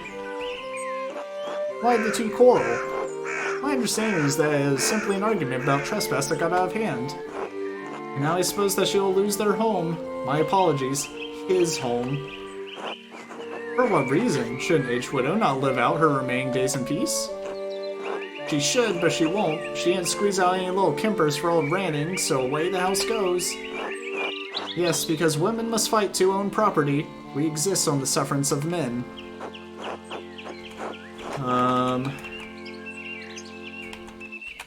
Let's see, it's true and terrible. It's easy to understand Altilia's anger. Good. Perhaps if more men understood our just anger, the laws would change. A good man does not sit idly by while injustice flourishes around it. What the hell is a half-trained artist with half a university degree going to do against the might of the Holy Roman Empire? Idiots. Urges the most powerful European state in its time, the Holy Roman Empire was made up of many people and suffered from much internal strife during the Reformation, despite Emperor Maximilian's firm hand over the land. You have established a motive for the widow, Andreas, but there's another matter that requires inquiry. While women and men are equal in most natures, women are weaker in strength. How could a woman of Attila's age overpower a healthy man like the Baron? I wondered that myself. Have you found anything that she could have used to kill the Baron? No, not yet. If you wish to convince the Archdeacon that an old woman killed the Baron, you will need more than just a motive. Are there any others you suspect? Sister Matilda is badly beaten by the Baron for resisting his advances. She almost died. Why was the Baron not punished for it? Okay, so this is just going to be the recap of, like, literally the entire investigation so far. So we're just going to go through all the motives and all the things I found. It seems the Baron was beyond the reach of justice, at least at the time. Mother Cecilia sent Sister Matilda away to a hermitage to recover away from the rest of the nuns. How did you come to this understanding? Mother Cecilia told me that the Baron had harmed a nun during his last visit, but would not tell me more. I crept into the Abbey's library after dark and investigated the nuns' admittance records to learn the sister's name. Once I knew the name, I confronted Mother Cecilia again, and she told me what happened. You risked a great deal by trespassing in the library. Right, Andreas might have seen the monks and nuns fucking scandalous behavior. Lorenz couldn't get his way with a nun, and he almost killed her for it. I wish I could say it's surprising. Sister Matilda's motive is a powerful one, but by what means might she have killed the Baron? I haven't found a plausible weapon yet. Motive alone will not convince the Archdeacon. You must find a plausible weapon she could have employed. Any others? Prior Fenric feared the Baron would report his occult interests to inquisitors. How so? Prior Fenric and the Baron shared a fascination with the occult texts. The Baron was pressuring the Prior into performing a ritual for him while he was visiting Curacao. When Fenric refused, the Baron threatened to turn him into the Inquisition. How did you come by this knowledge? I found written evidence, a letter from Fenric to the Baron in which he discusses all of these matters. Oh, so I guess I either could have gotten the letter, or I could have done the charcoal printing of the Fenric's, like, notepad or whatever to be able to get the information out of that. It is a dangerous thing, a monk dabbling in the occult. His very soul could be in danger. Forget the soul, he could have been defrocked, excommunicated, even killed, all for a little curiosity. Better to say stupid and ignorant, that's what I say. We're well aware. So I guess also, no matter who I investigate, I can also, the dinners also give me like a little bit of information about just like the going-ons of different people, which is kind of helpful. Let's say all this worry over dangerous books, great power magical books, but it's a power that can be used responsibly. Let's see. There's a great power in magical books, but it's power that can be used responsibly. That is not the position of the Church, who views these matters suspiciously in the best of circumstances. I also found a cipher that the prior had left on his desk in the scriptorium. When I deciphered it, the message pointed me to a freshly disturbed grave in the cemetery. I convinced Brother Volkebert to dig up the grave in question. What did you find inside? Occult tools that Fenric had hidden. Why hide them, and why leave the note? I suspect he hid them in case the Baron made good on his threat to summon Inquisitors to Kiersau. As for the note, I'm not certain. Prior Fenric feared loss of his status, his life, and even God's grace. Men have killed for less. How might the Prior have accomplished the deed? He may have killed the Baron with a silver rod. The Prior uses it in performing his rituals, and there are traces of blood on it. If that was the weapon, it has a certain dramatic propriety at least. Hello, Rango. You've come just in the middle of the recap of the investigation. It will be challenging to condemn a prior for murder, but if that is where the evidence leads, the Archdeacon should see the wisdom in it. Any others you suspect? Found no other suspects, because I never investigated Lucky.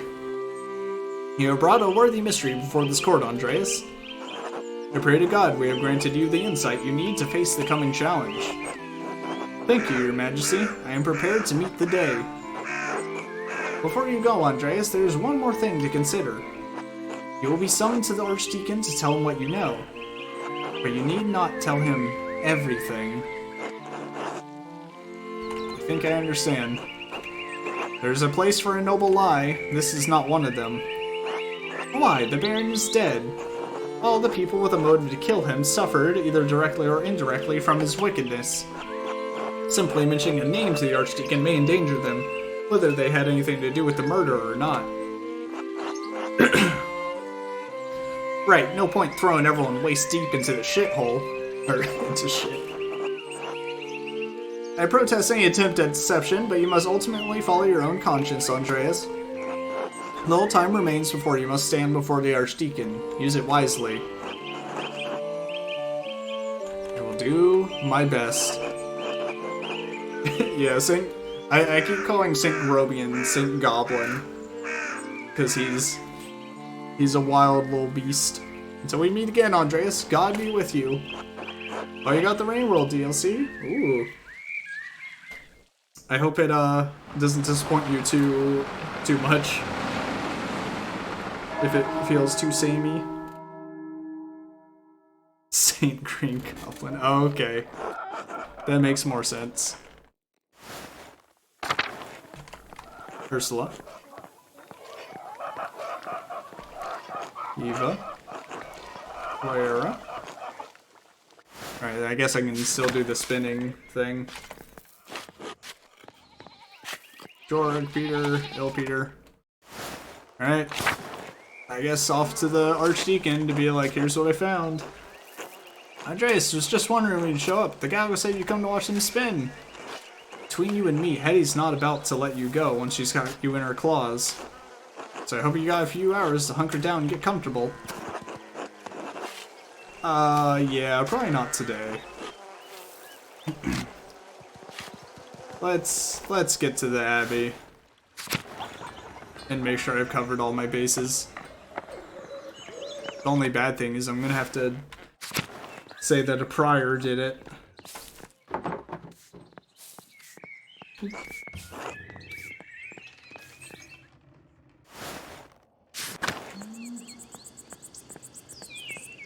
Yeah, I was thinking... Oh, chill. I was thinking, though, I think in the Rainworld DLC, it would have been nice if the original campaigns were left untouched, but I kind of just threw the creatures in there as well. Alright, so, Archdeacon, where are you at? Nope. Rudiger. Matthew. Brother Matthew, I've spoken with the abbot about the Gertner's taxes. Oh? Brother Gernot said you could pay me early. I didn't get the choice to lie, but okay. Did he? The abbot hasn't said anything to me about it. The Baron's murder is likely occupying more of his attention. There's no need to be so macabre. Apologies. Come with me. Okay. I guess I'm just gonna steal money from the Abbey. Here you are. I shall note this with Father Girnon, Prior Fenrir. Thank you, Brother Matthew. God bless you, Andreas. Right, now that I got my payment, I can give Clara the rent early. I'll give her to her directly. Well, okay. I guess I just took money. I don't know about a specific... Well, I know, oh, what is his name? What is the guy's name? The, person that did Charlie the Unicorn, he actually recently released a few, like, massive free libraries, for sound effects. You could try looking at that, and they're completely free. So it was really amazing. But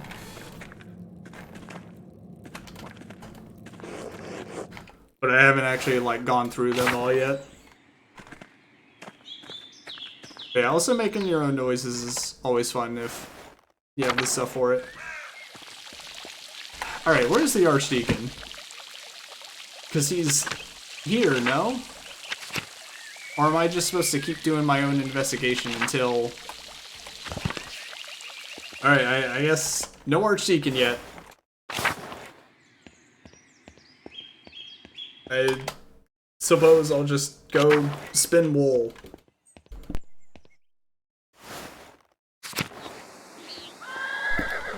Because I don't have anything better to do, even though the Archdeacon's supposed to be here. And I don't feel like starting Lucky's investigation, and I don't really know what else I can get with the Widow.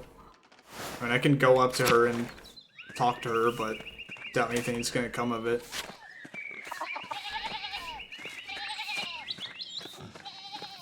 Oop. Hey, Otilia. Oh, that's right, I could do her chores for her. Well, let's see what she can give me. Maybe... Well, with the wool spinning, I'll have like a bunch of the women of the town. We can talk and gossip and such.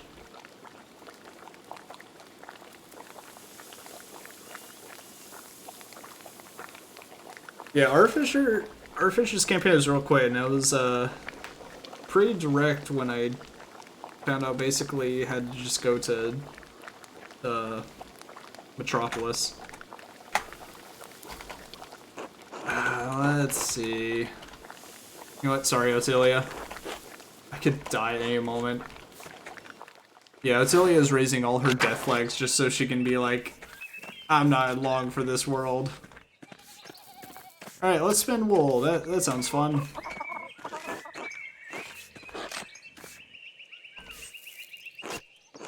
I wish you a good day, Andres, but I feared that would be a lie.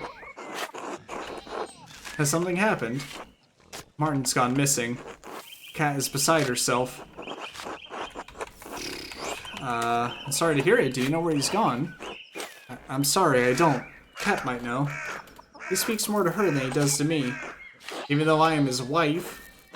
I'm sorry, they've always been close. They've had to endure, well... Perhaps I should speak to Kat then. That might be best. I should probably get back to my chores. Franz will be angry if he sees me shirking. Or talking to an unmarried man. I course, God willing, Martin will come home soon. He will. I must trust in Providence. Be well, Andreas. Be well, Brigida. Am I wrong about the wool spinning? Maybe I have to go up, or maybe that's lucky.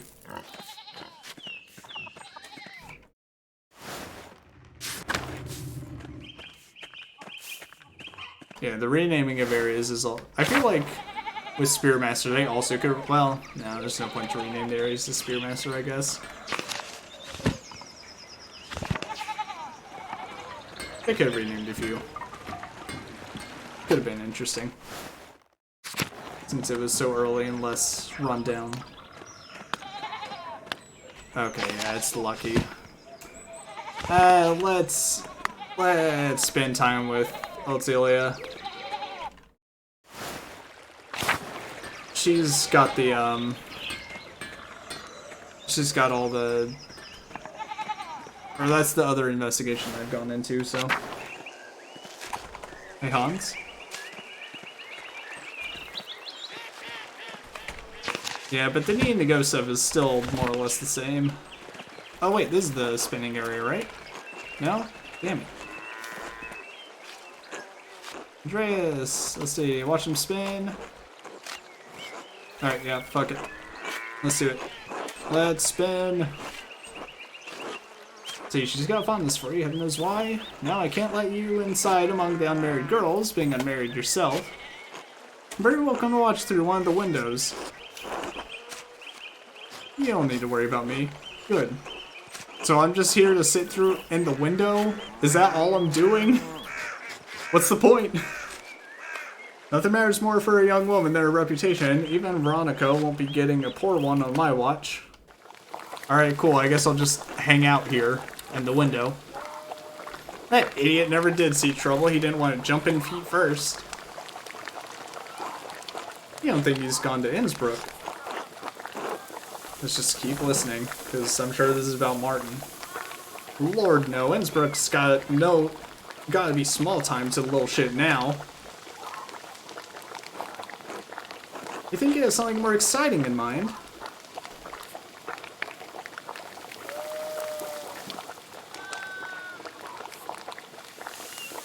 I mean, you think with the Wing World DLC they would have done, like... I mean, I guess they have outer expansion, new areas, so it's like... I think that's pretty cool. But I do wish the focus was more on them. Because there's probably only like 2 new areas they have to focus on. And the other ones you can completely miss. It's a big world. Perhaps he intends to explore it or escape. That nobleman was just murdered up at the Abbey.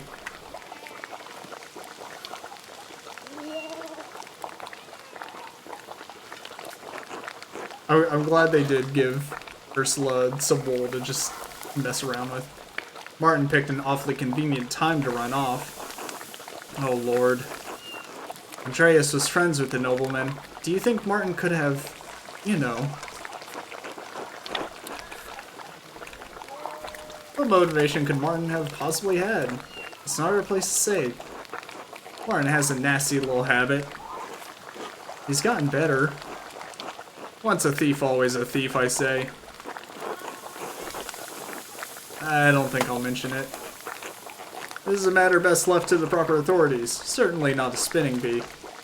Imagine being tried by a gaggle of peasant women. That's unkind, Johann. It's the truth, isn't it? Doesn't matter if it hurts your feelings. Okay, I guess I can't really look at the log. I blanked. You're being a little unfair. Remind me, Andreas, whose home are we in? Oh, lay off him, Johann. Jesus. Andreas, if you're just gonna stand around, how about I put you to work? You guys won me at this spinning bee, like, what the fuck am I supposed to do? If you're gonna gossip with the girls, you might as well spin with them too. Okay, I guess now I can take place.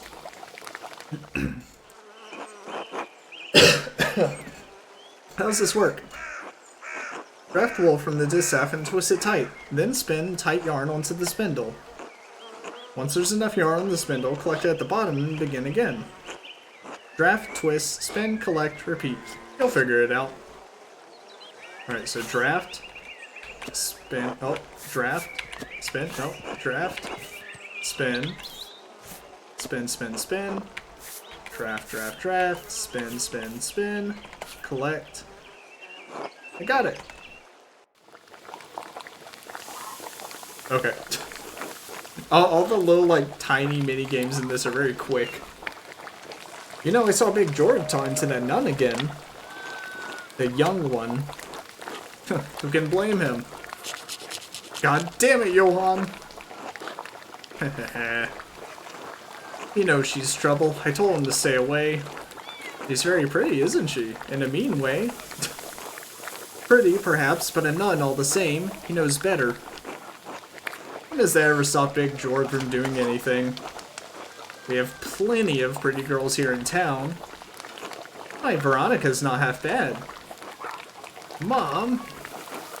Let's not give Andreas any ideas, eh?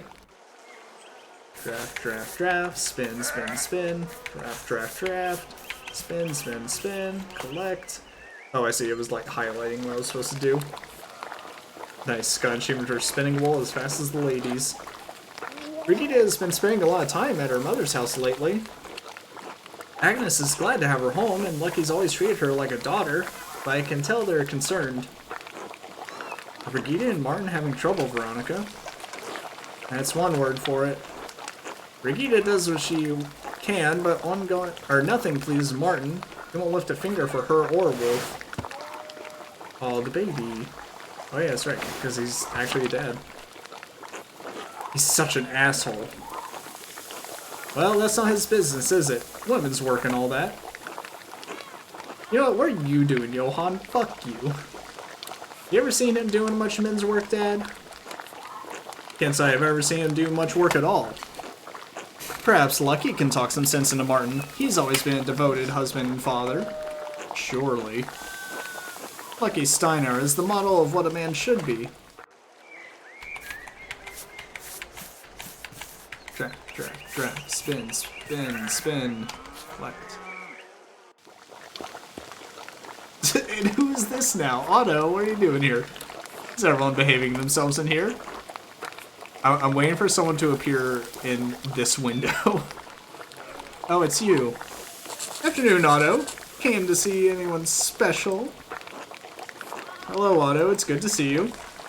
I heard laughing from the road and knew you all had to be up to no good in here. And look, there's Andreas. Have you been minding your manners? Old Johann here's a real stickler for propriety. Mostly been listening, actually. Oh yeah, that's right. Otto was the one, I think, who wanted to give a hello. And asked me to do it for him.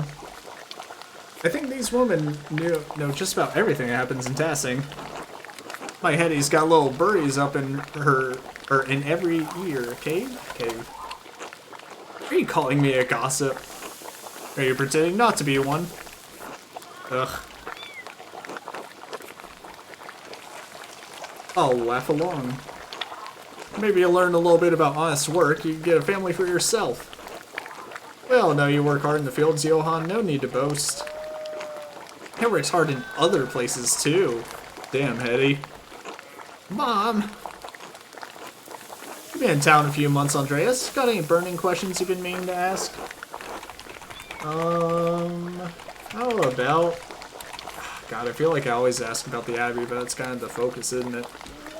About the Abbey.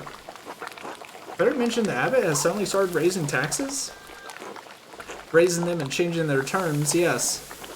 Oh shit, I could have given the money to the family while I had the chance. Oh well. When Father Messias was the Abbot, he would let us pay a portion of our taxes and crops. Naturally, the shit for brains Abbot put an end to that this year. Even if our crops fail or produce less than we'd like, we'd still owe the Abbey for the use of the land. It doesn't make any sense. How can he raise our taxes when the price for our grain does not rise too? Where does he think the money comes from? He doesn't think about the common folk at all. If it's not his Abbey, it's not his problem. What about the miller? Doesn't he have a part to play in that? Linhardt drives a hard bargain. He won't give us a better deal just because the abbot raises our taxes. What we need is access to more land. Trying to bargain with Linhardt won't get us that. Linhardt is not a kind man, and he does not negotiate. He might if you carry a lot of debt, but his bargains are cruel. We pay him even before the abbot, though. I'm not sure why. Good. I have nothing Christian to say about Linhardt Miller, so I will say nothing at all. Except I hope he falls into a fast-moving river during a flood and dashes his brains on the rocks. Jesus Christ, Hetty. Can we talk about something else? Come on, Andreas, surely we got better questions than that. About Tassing. Yeah, the anchoress in the church. Do you know much about her? Oh, Sister Amalia. Or Amali. This is the lady with the wild visions, and she literally just stays in one room in the church. You know her, Veronica. We're not dear friends or anything, but sometimes she has these fits, you know?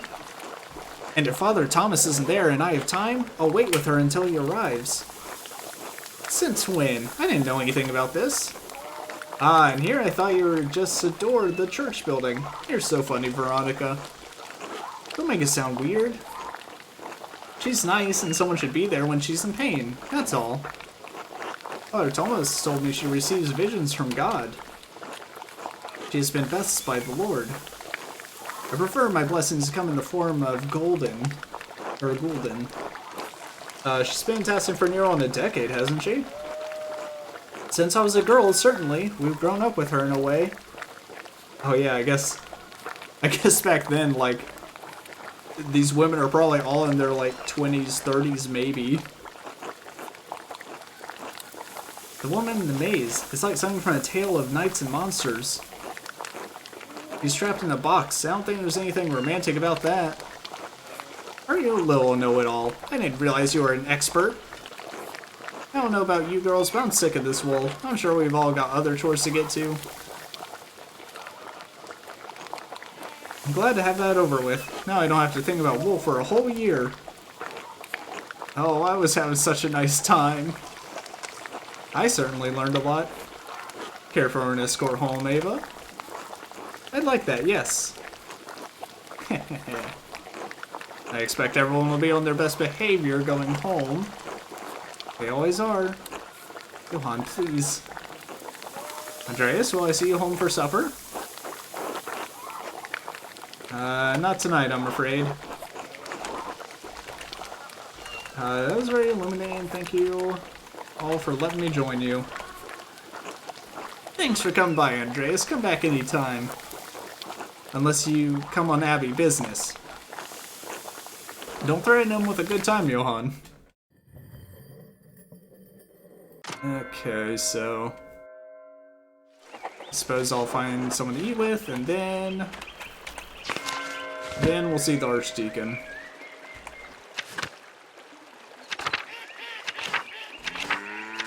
Might as well go eat with the with everyone in the guest house.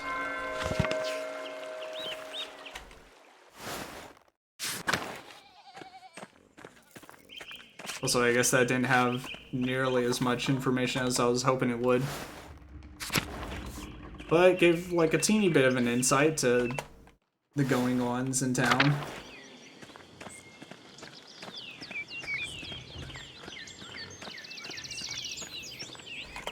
Well, let's see, I think there's Indris and... Is Otto the other person? Oh, who the hell? Oh, shit. It's the wife. I haven't pet this dog. Look at the beard on you.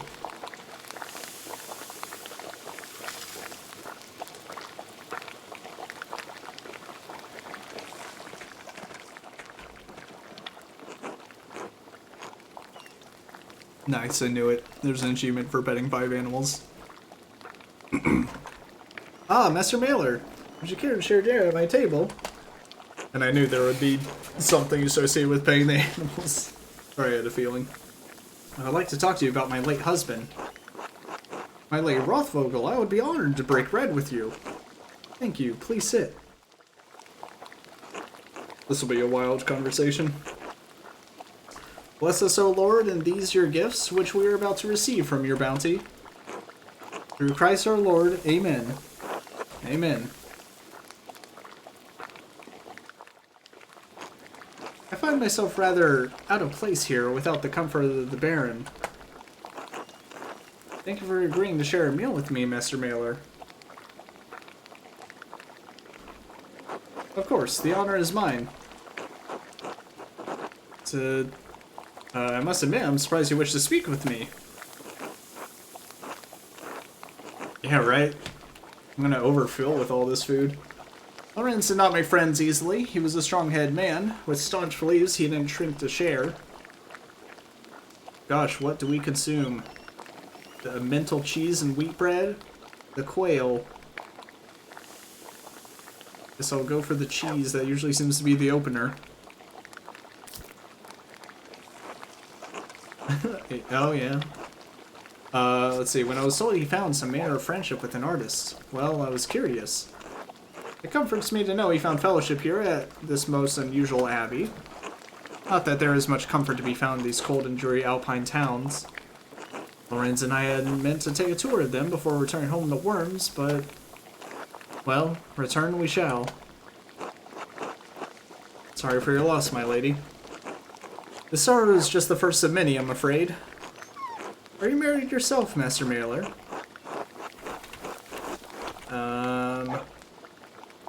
A woman waits for me in Nuremberg. When I finish my work here, we will be wed. Do you not look forward to the responsibilities of marriage, Master Mailer? Perhaps it's no surprise you and Lorenz became fast friends. Hey, I didn't say the other option. I just said I got a lady waiting for me. I imagine he saw something of himself in you. Rarely have I met someone with such a depth of knowledge and a thirst for debate. His thirsts were not limited to his scholarly pursuits, regrettably. Damn, she fully knows he's a cheating asshole. His lust for drink and women once afflicted him with great remorse, though such shame faded with time. Lorenz was a flawed man. His various infidelities were no secret to me. But are we not all flawed before Christ? Oh, there's some frumenty here. Also, I'm the frumenty. I loved him as a wife, should probably love her husband, but I would not say that we were friends. Damn shit marriage. I only hope his appetites were not what led him to his end.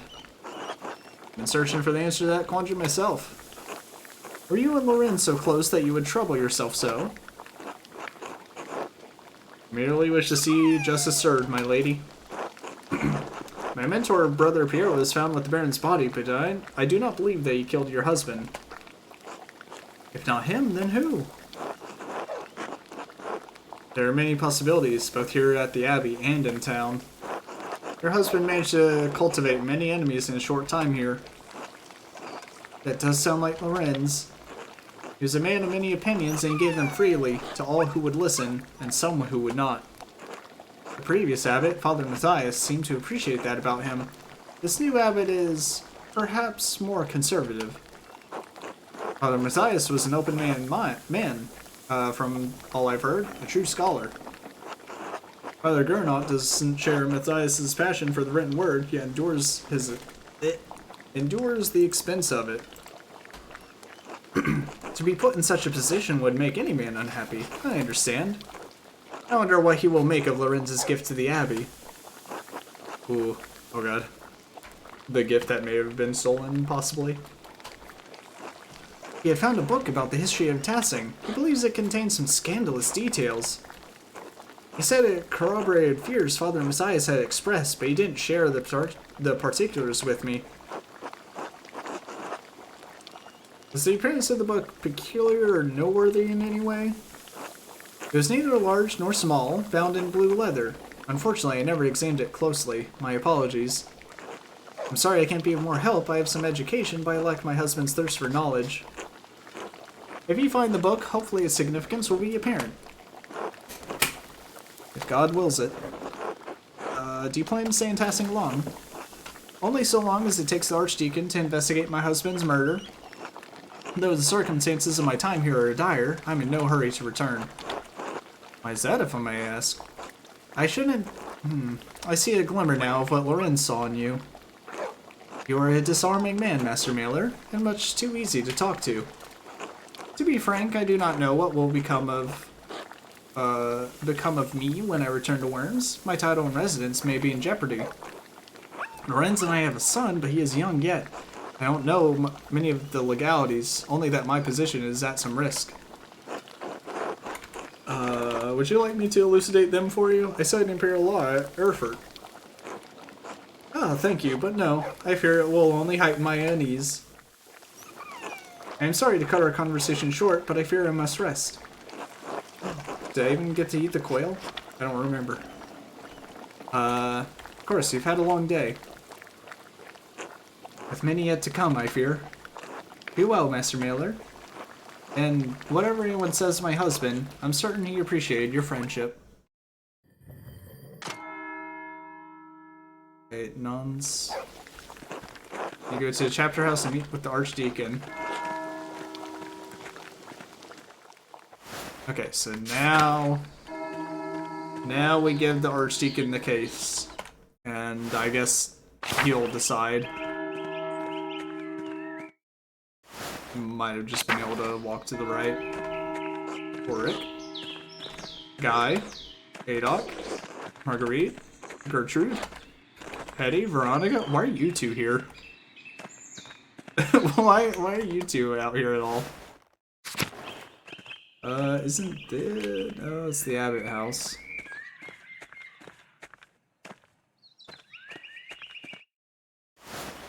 Tucker house. I think it might be up here.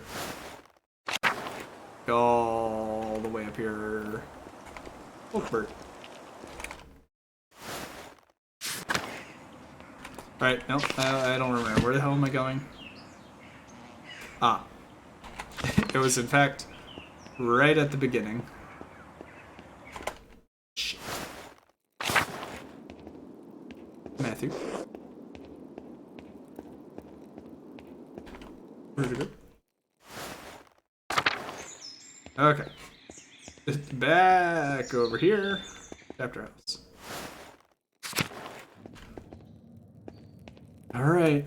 You know what? How appropriate that the Baron dies in the room with the Dance of Death or the Pain of Death or whatever it's called. Please state your name for our records. Andreas Mailer, journeyman artist from Nuremberg. Master artist from Nuremberg. Andreas Mailer, artist, recently of Ghent. Really? What brought you all the way to Upper Bavaria? I heard the Abbey had some wonderful books. When I learned they had need of an artist, I decided to stay a while. Very well, thank you. Arnold, please write that down. I think we're ready to begin. Of course, Your Reverence.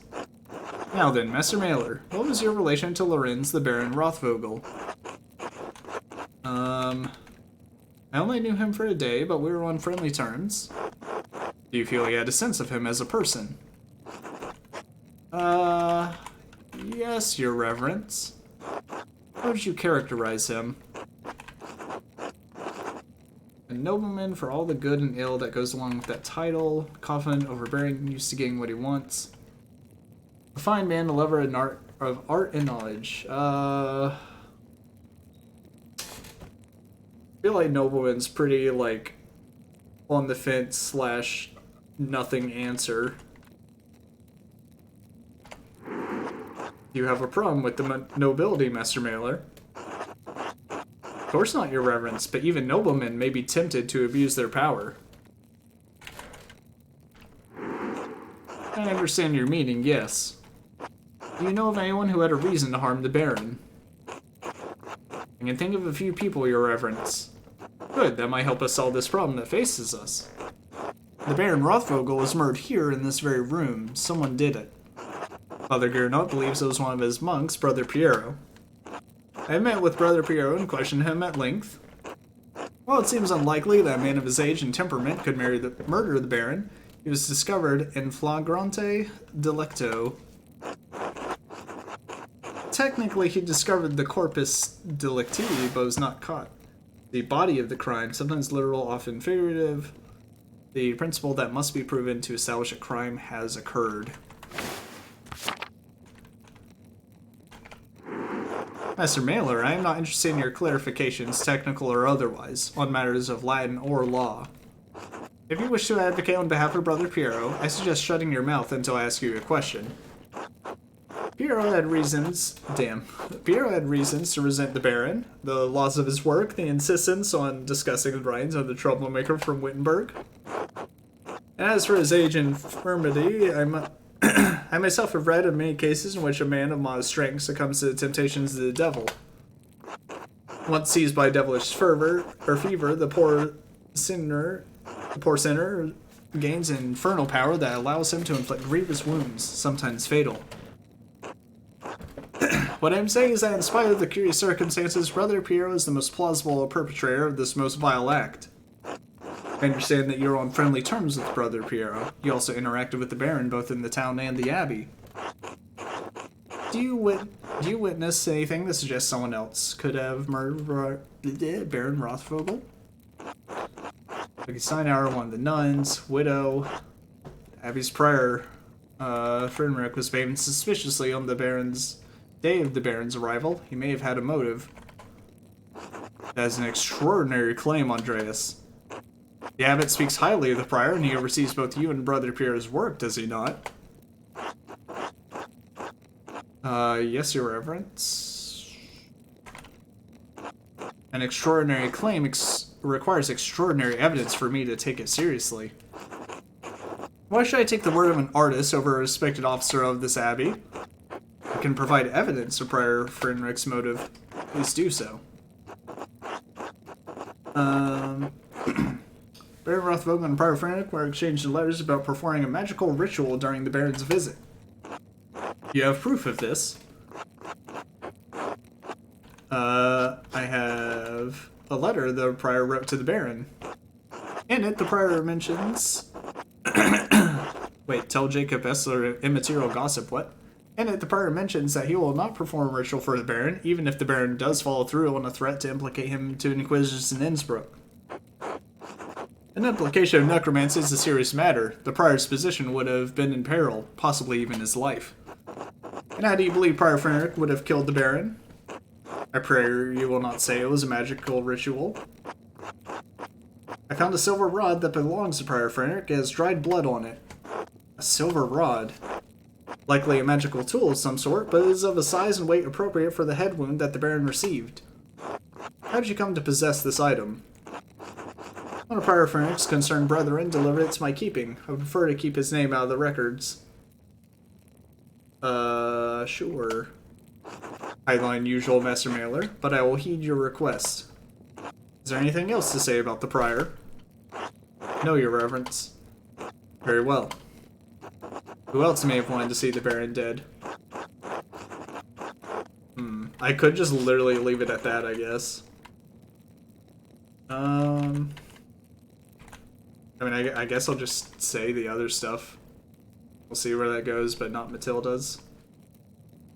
Who is Lucky Steinauer? I don't believe his name has come up during our questioning. The town stonemason. Alright, what's the connection between this town stonemason and nobleman from Worms? I and at least 3 farmers in the village saw Lucky argue with the Baron when he came to town. About? I don't know, but the argument was heated. Hetty and Veronica, found it. Mentioned a third witness. Yes, Martin Bauer. Unfortunately, yes, the boy fled. Still, we will question the women about what they saw. And how do you propose that this stonemason killed the Baron? It's quite strong. Yes. I am simply saying it's possible he could have committed the murder. Your opinion is noted, Master Mailer. Alright, we're gonna mention... not Sister Matilda. Widow and Tassing. What cause does she have?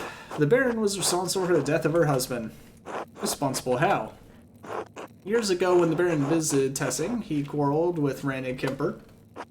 The two came to blows. According to the widow, the Baron beat Rannig so severely that he never fully healed from the injuries. He died not long ago, and their home is in legal jeopardy. The widow held the Baron responsible for all this. And how do you propose this woman killed the Baron? He was not in the prime of his life, but certainly a robust man by all accounts. Even a healthy man can be killed by a blow to the back of the head. Yes, but with what? Honestly, I don't know.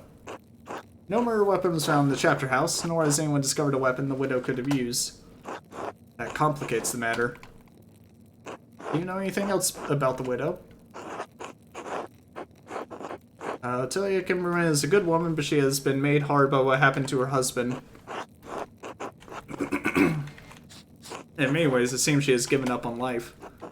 Thank you for your candor, Master Mailer. Do you have knowledge of anyone else? Local... You know what? I don't think... Well, yeah, I'm not gonna mention Martin. I don't think it was him. I mean, I could... Nah, fuck it. I don't know why I'm defending Martin, but... I just figured there's no point in dragging him into it. Very well. Are you aware of anything else that might shed some light on this case? As Brother Florian told you about the note he found in the Baron's clothing. Didn't I tell you about the note? Yes, Brother Florian explained how he came to find it and told me its contents. Master Deliager has entered his testimony in our register. I don't understand the implications. Who is the innocent? It's not clear to me either, Your Reverence. Do you believe the murderer wrote it? Whoever wrote it was a talented scribe. I understand Kirsau has two, the elderly brother Adok and the younger brother Guy. To be frank, Your Reverence, neither man has the skill to write in this way. There's something else about it, too. The style is just different. It's unlike Adok and Guy's writing, unlike mine. Something about the way the first and second strokes meet on the A and G. Yes, well, whatever the particulars, it seems there will remain a mystery that stands apart from the commission of the murder. Of course, Your Reverence. Thank you again for your time, Master Mailer. Would it be impertinent of me to opine on who the killer is? Oh, cool. I got this check. Implied you don't like nobles, made a pedantic point about corpus delicti. Clarified you have no problem with nobles. Oh, okay, so I made up for it. Not at all. You're an so, like, some choices you have to choose every single right answer, and others it's like, we'll give it to you. Not at all. You're an educated man and have conducted yourself appropriately in this inquiry. I reserve final judgment, of course, but who do you believe killed the Baron? Considering all the evidence, pick a suspect to influence the Archdeacon's final decision. Press and hold to confirm your choice. Yeah, I definitely think it was Perenk. I mean, look at this. Come on. I know I investigated him mostly, but like, 3 things, 2 things, like 12 things of like this dude did it. I mean, we at least found a weapon, so I feel fine doing it. Let's see. Others may have had a motive, but Prior Frederick had the most to lose. Noted. Your contributions to this inquiry are appreciated. Thank you for your time and candor. You're quite welcome, Your Reverence. Until later, Master Mailer. Till then, Your Reverence. Alright, final day of Law and Judgment, May 1518. Andreas, I didn't think you were coming to this. I didn't think I was either. I suppose, well, here I am. It was the Prior of the Abbey, if you can believe it. Did you ever talk with him in the Abbey, Andreas? You missed the trial, Andreas. That Archdeacon read all the charges and found him guilty.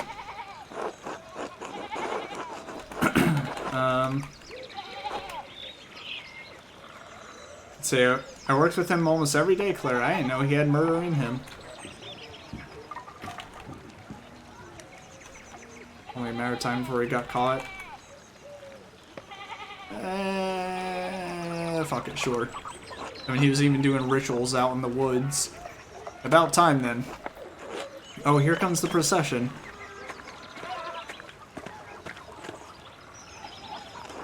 Did I miss anything? No, you're fine. Andreas. Otto.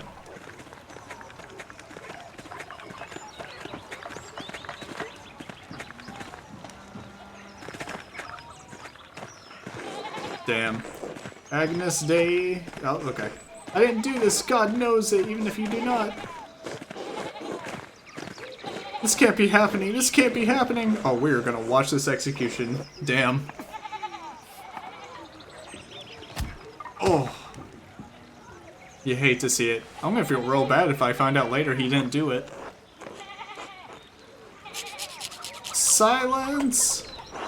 I ordered the executioner to carry out his duty. I warrant him peace and safe conduct, whatever may befall him. Damn. My god, my god! Hold still. No, no, no! Oh.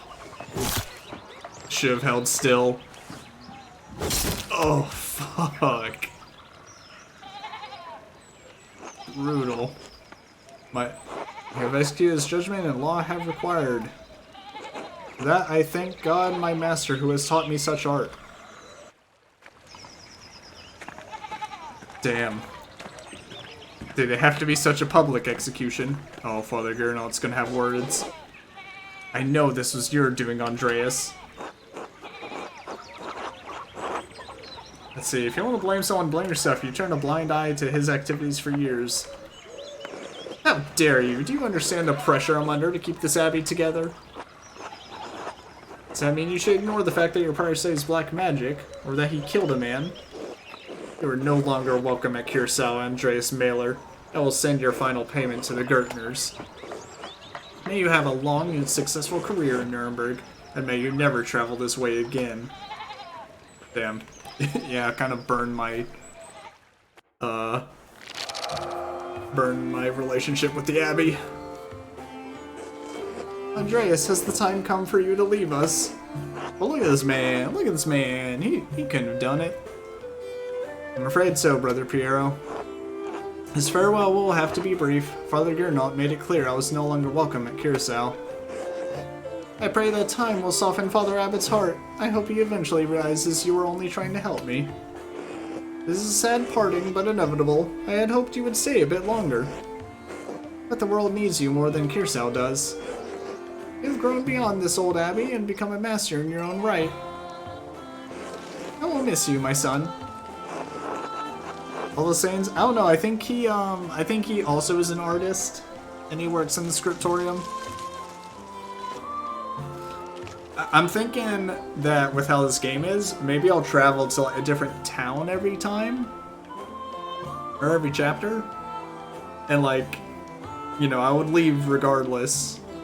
It just depends if I would leave with the Abbot's favor or not. Let's see. As I will you. Come, your masterpiece is complete. May I see it one last time before you go? Please, I value your assessment. The opinion of one old monk matters little. All the same, I am excited to see it finished at last. There you go. It is a masterpiece, truly worthy of the word. And it appears you took my advice to heart. What advice was that? There I am. Put yourself into the work, not just to interpret another artist's work, but to transform it into something true. And there's the Gertners. This shows the world as it is, as you have seen it, even if it is not what we may want to see. Though it is not my place to say so, I am proud of you, Andreas. Oh. Oh, something. What's this? A scrap of parchment?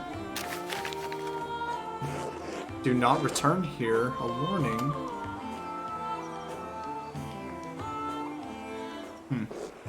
Whose hand is this? It doesn't look like Brother Adok's or Brother Guy's. brother Florian and I found a similar note in the Baron's clothing. It's also in purple. Someone was trying to manipulate him into going to the chapter house in the middle of the night. Must have been written by someone who knew his secrets enough to provoke him. They tugged at those secrets to get him killed, like someone pulling at threads that had been buried in the past. A frightening thought, but who would do such a thing? I wish I knew. Do not trouble yourself overly about it. Your future lies outside of these walls. I hope that you will have time to visit me once or twice in your travels before the Lord takes me. Aw, Piero. I'll come as often as I can, assuming Father Gernot doesn't forbid it. We must have faith that better days lie ahead for all of us. God bless you, Andreas Mailer. Thank you for your friendship. Until next time. Aw. Goodbye, Piero. I'm glad you didn't get killed. Oh. What is this? Oh no! That's Piero's grave! Are you alright, Master Andreas?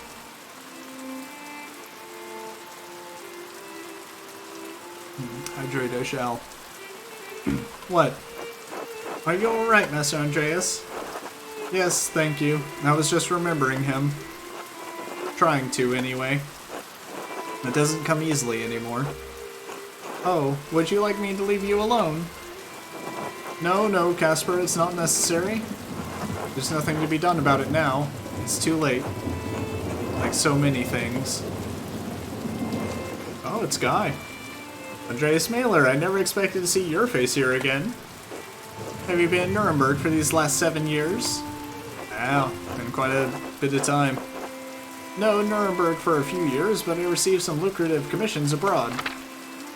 Oh shit, now I choose a new background?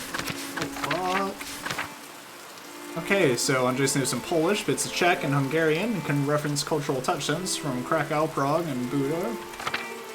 Andres knows some English and can reference cultural touchstones from London and other parts of Britain. Andreas knows French and can reference cultural touchstones from Paris, Tours, and Dijon. Andreas knows some Spanish and bits of Arabic and can reference cultural touchstones from Barcelona and Valencia. Next chance we get, we'll probably have to quit because I think this is the start of Act 2. I kind of want to say Polish.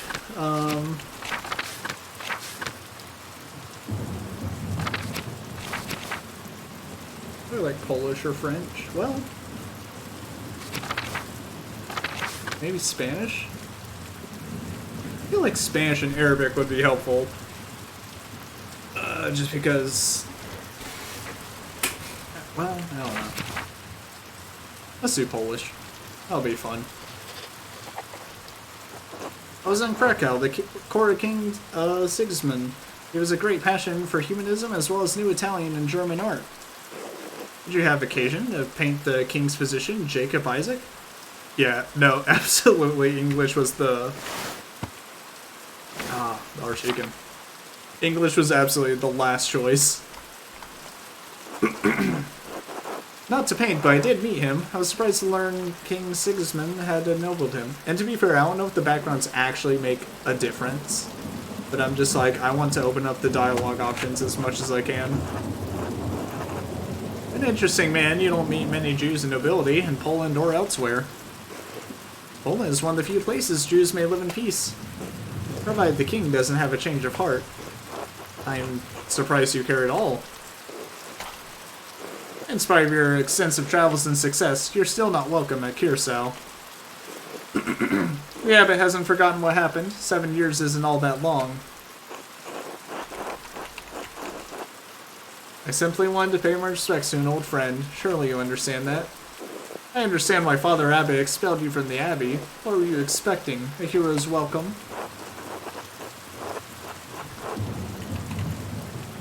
Let's see. An inn or tavern usually owned and operated by a single family. I ain't get Frederick killed, that's what this is about. I mean, I'll be honest, I totally got him killed. I was totally the cause of that. A golden hand? I'll tell him, but I can't imagine he'll care. Why is he so rude? God bless you. Now be off.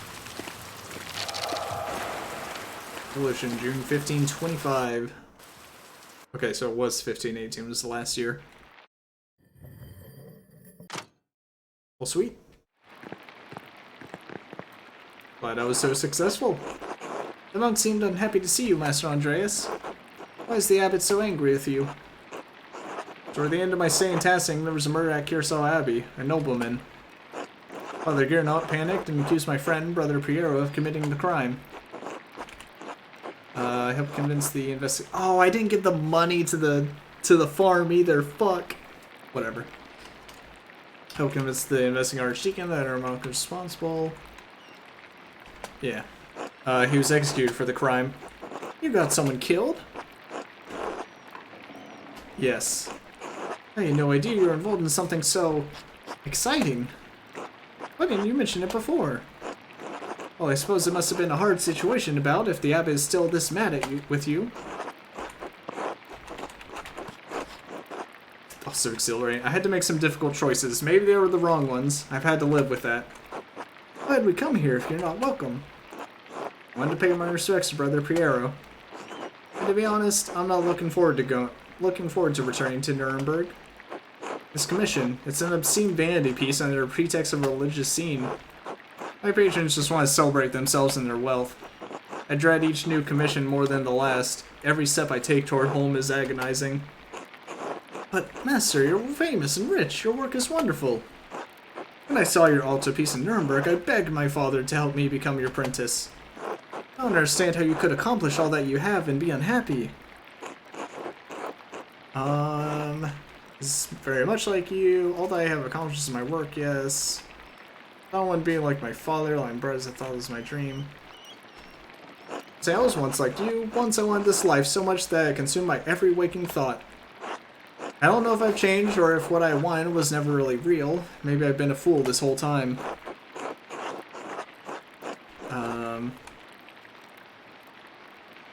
I want life as an artist to be better for you, Casper. Learn from my mistakes, alright? Alright, yes, Master Andreas. I shouldn't be burdening you with such dark thoughts, Casper. Come, let's visit my old friend Klaus. It's been too long. As you like, Master Andreas. Perfect. Alright, well, sweet. Got through that, first act. Ended up in killing the prior. Abby's kind of mad. Oops. You know? Not entirely my fault. This is just the evidence I found. Alright, I suppose next time we'll probably figure out whatever the next murder / investigation thing is, and then maybe each act will be like 2 streams each. I don't know. But, alright. Thank you to everybody that came by today. I appreciate you. Hope you all have a good rest of your day or night. And I'll see you next time.